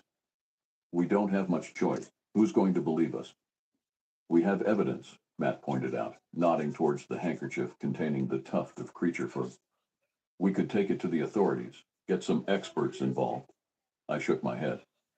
And then what? Best case scenario, they think it's some new species of animal. Worst case, they think we're crazy or trying to pull some kind of hoax. Either way, it doesn't help us find Laura Keene or stop whatever's happening in these woods. So, we're on our own, John said quietly. We've always been on our own, I replied. Nothing's changed there. We just know what we're up against now. We spent the next few hours tending to our wounds and trying to piece together a plan. The creatures seemed to fear fire and iron, but we couldn't rely on that forever. We needed to find their lair, figure out how to stop them for good. As the sun climbed higher in the sky, we heard the distant sound of a helicopter. Search and rescue must have finally decided to send in air support. All right, I said, standing up. Here's what we're going to do. We tell them we found signs of a struggle, maybe some blood. Animal attack, probably a bear. We keep searching, but we do it our way. The others nodded, understanding the need for secrecy. Who would believe the truth anyway? When the helicopter landed and the crew approached, we put on our best faces of concerned professionalism. I spun a tale of a tragic animal attack, careful to keep it vague enough to be believable. We'll keep searching, I assured them. But given the time frame and the evidence we've found, I don't think we're looking at a rescue anymore. More likely a recovery. The crew chief nodded grimly. All right, Vickers. We'll expand the search area, bring in some more manpower. Keep us posted on anything you find. As they flew off, I felt a twinge of guilt for the deception. But I knew it was necessary. Whatever was happening in these woods, it was up to us to stop it. We spent the rest of the day combing through Tom's journal, looking for any clues about the creature's origins or weaknesses. The more we read, the more we realized how little we truly knew. As night fell once again, we huddled around the fire, each lost in our own thoughts. The weight of our secret and the enormity of what we faced pressed down on us like a physical force. We should leave, Matt said suddenly. Just pack up and go. Let someone else deal with this. I understood the temptation, but as I looked around at my team, at the dark woods that surrounded us, I knew we couldn't walk away. We're all that stands between these things and the rest of the world, I said quietly. If we leave, who knows how many more people will vanish? How long before these creatures spread beyond the forest? There was a long silence as my words sank in. Then, one by one, they nodded. We were in this together, for better or worse. As we settled in for another uneasy night, I couldn't shake the feeling that we were missing something crucial. The creatures, the disappearances, the twisted trees, it all had to be connected somehow. Little did I know the final piece of the puzzle was about to fall into place. And when it did, it would change everything we thought we knew about the horrors lurking in the Allegheny National Forest. The next few days blurred together in a haze of tense searches and sleepless nights. We combed the forest following every lead, no matter how small. But the creatures remained elusive, appearing only in fleeting glimpses and haunting sounds that echoed through the trees. It was on the 5th day that we made the breakthrough. We pushed deeper into the forest than ever before, following a trail of twisted trees that seemed to grow more grotesque the further we went. As we entered a small clearing, we all stopped short. Before us stood what could only be described as an altar, a crude structure of stones and bones, stained dark with what I hoped wasn't blood. What the hell is this? John whispered, his face pale. I approached cautiously, my iron poker at the ready. As I got closer, I noticed something carved into the central stone, a symbol I recognized from Tom's journal. It's some kind of summoning circle, I said, the realization hitting me like a punch to the gut. These things, they're not just animals. They're being called here, controlled. By who? Matt asked, his voice shaking. Before I could answer, a twig snapped behind us. We whirled around, weapons raised, to find ourselves face to face with Laura Keene. She looked terrible, clothes torn, hair matted, eyes wild, but she was alive. Laura, I said cautiously, lowering my poker. We've been looking for you. Are you all right? She stared at us blankly for a moment, then smiled. It was a horrible thing, too wide and full of teeth that seemed sharper than they should be.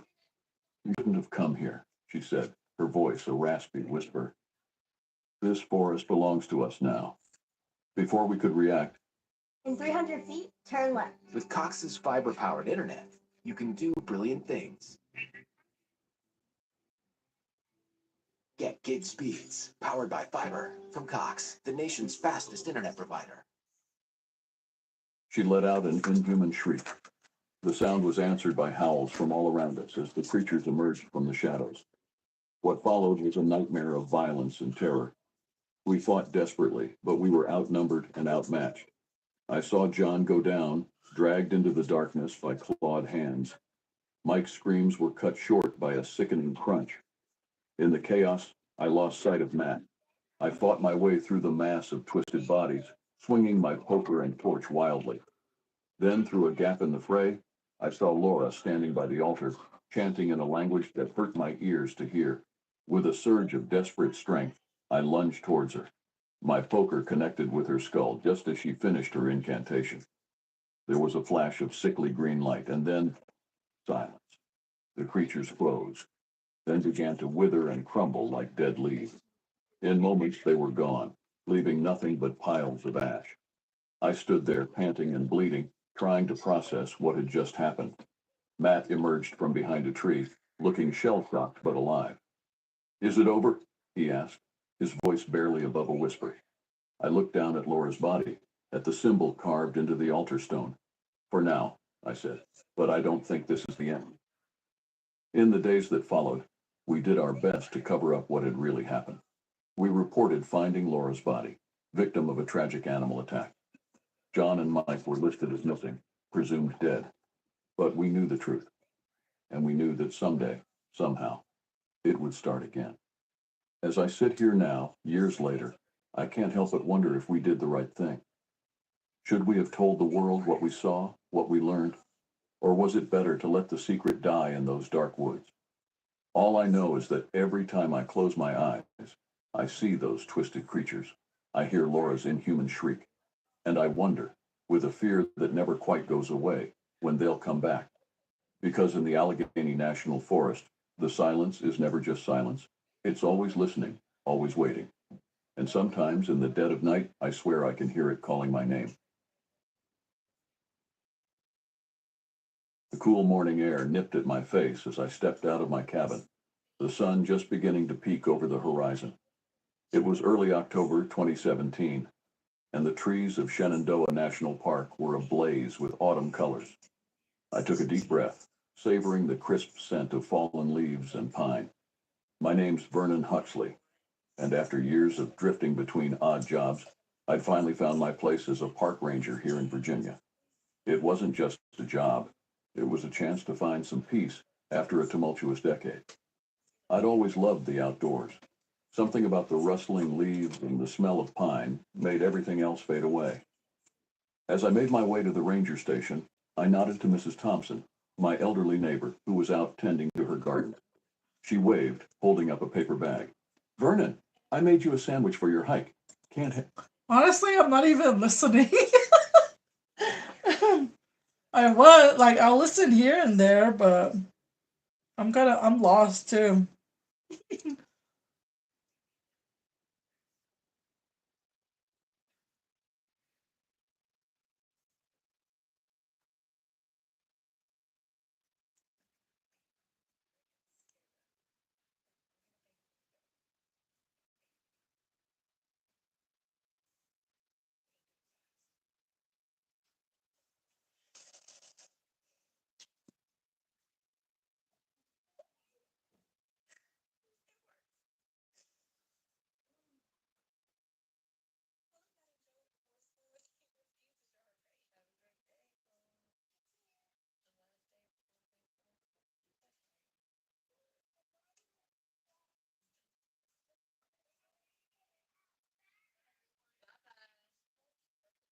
I listen to those when I go to sleep though. I never make it through a video. I always fall asleep.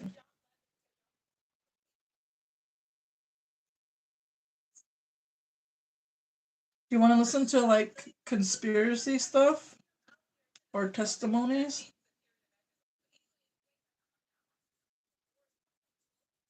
Those are pretty tripped out. Do you want to listen to that? There's been a lot of whistleblowers lately.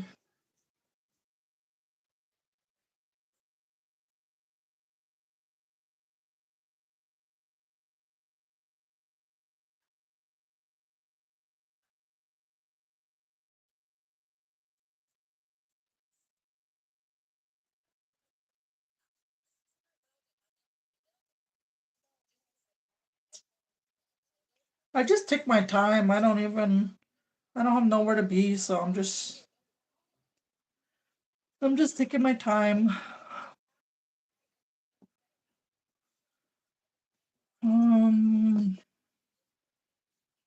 There was one that I started yesterday. It's pretty tripped out. Let me look her up. I was talking about the royal family.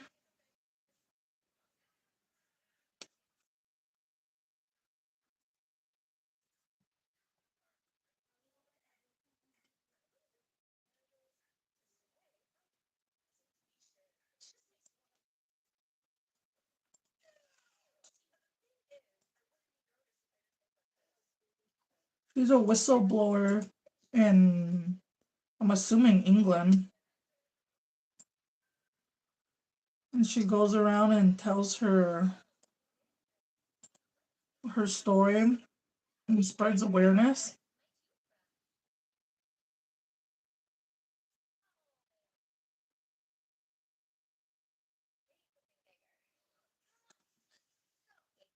Oh no, I wonder if they took it down. I don't see it no more.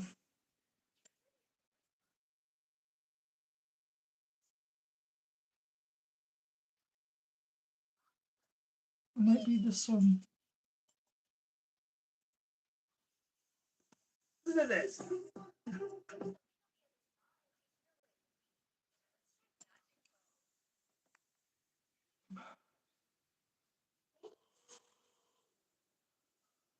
It's this time I'll pay attention. You need to place your order because the code's gonna go out tomorrow. It's gonna expire. Thank you, Sina. Yeah, I'm gonna put my lashes on. Future. For the most accurate information, please refer to official reports and news.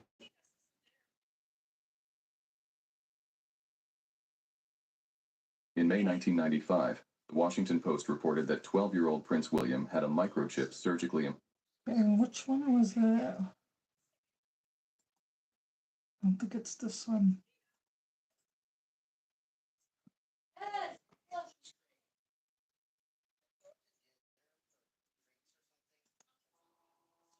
Fictional warning. It is a spec. Please do not interpret February 25th. Philip, guilty in the disappearance of 10 native children. Where's it at?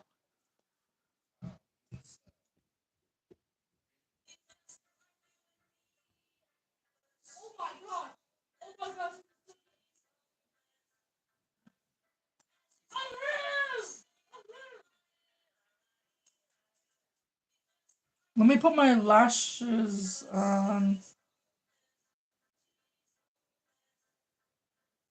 Hold on. Let me put them on real quick.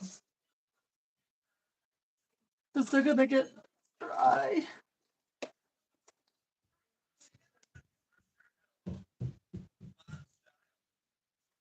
Ooh, I wonder if they took it down.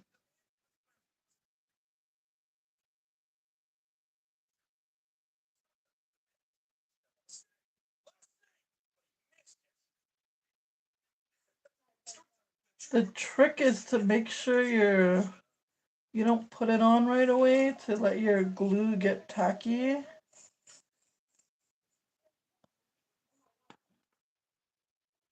But one problem I always have with my lashes, no matter what kind of lashes I use, is that it always comes apart right here in the middle. Like right here, right in the inner corner. I think it's because of my hooded eyes.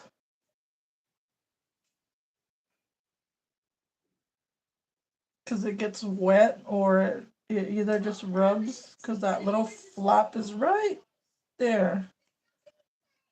That little crease.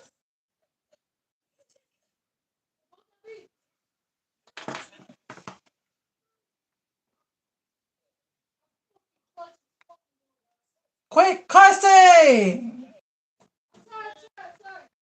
Johnny's in there cussing away.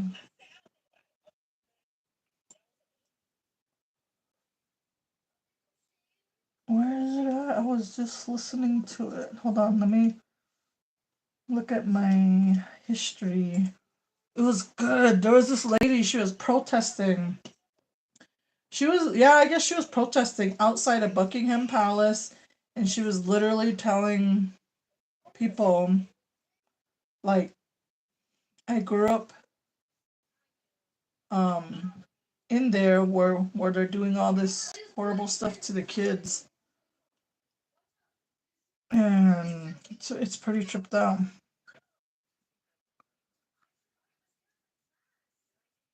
And that's pretty ballsy too, to be coming with those claims.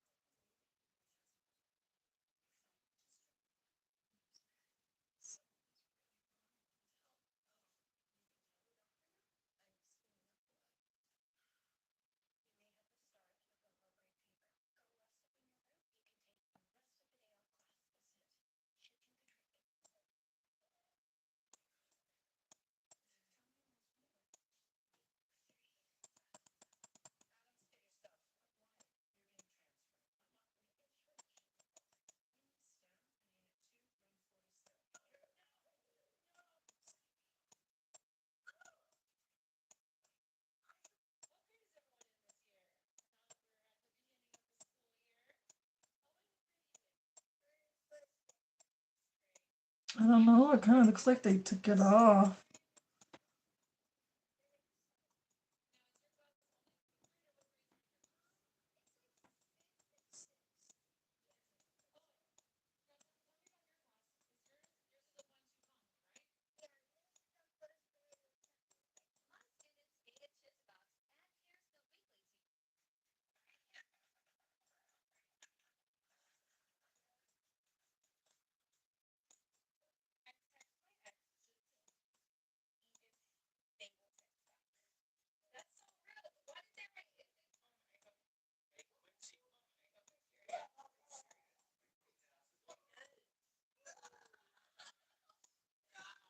No, I think that was it. Let me go back.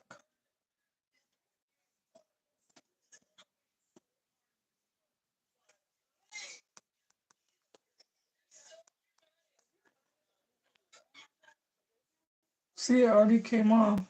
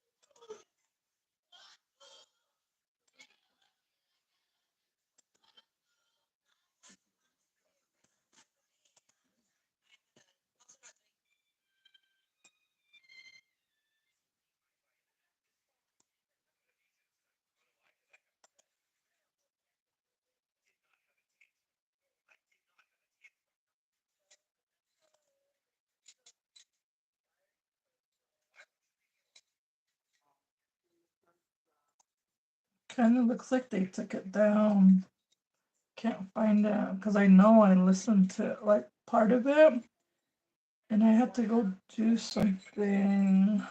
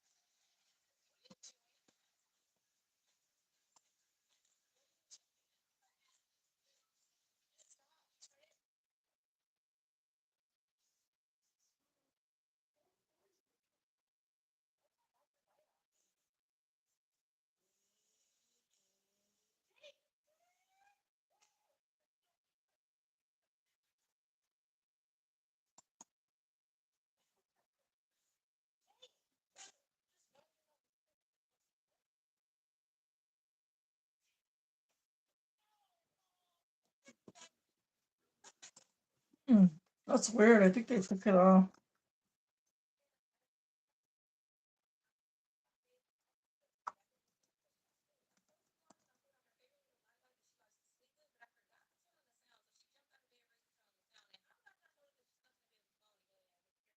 What are they called?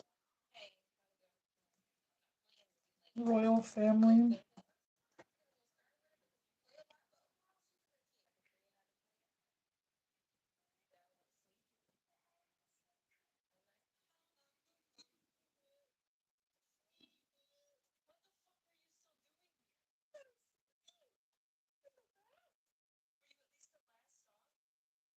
Yeah, I think they took it off. I can't find it.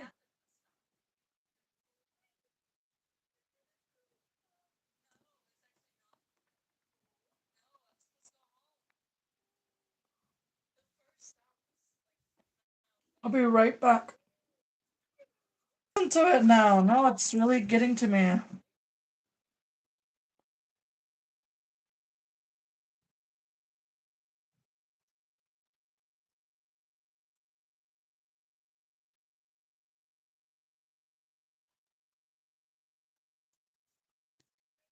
You juice.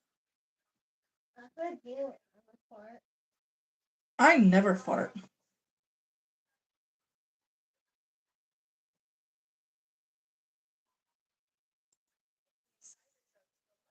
It might be on this page. Hold on.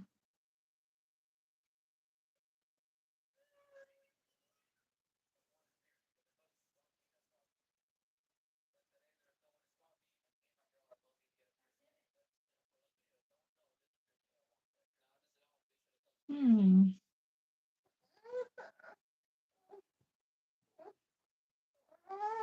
Wait for me. You've been up there all day. No. What? Wait for me. You've been up there all day. He just wants me to go lay by him. Wow.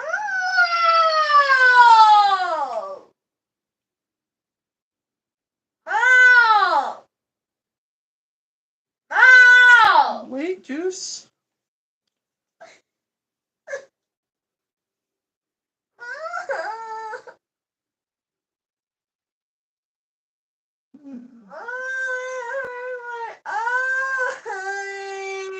I guess I gotta get off, you guys.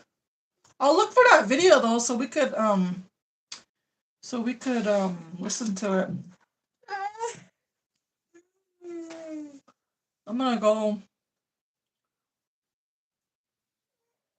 lay by the mama's boy so he can go to sleep and stay asleep. I didn't even get to finish my makeup. Someone said, pew juice. I heard that. I put glitter though. I don't know if you guys can see it. I started and she played it off. See, this part came off right here.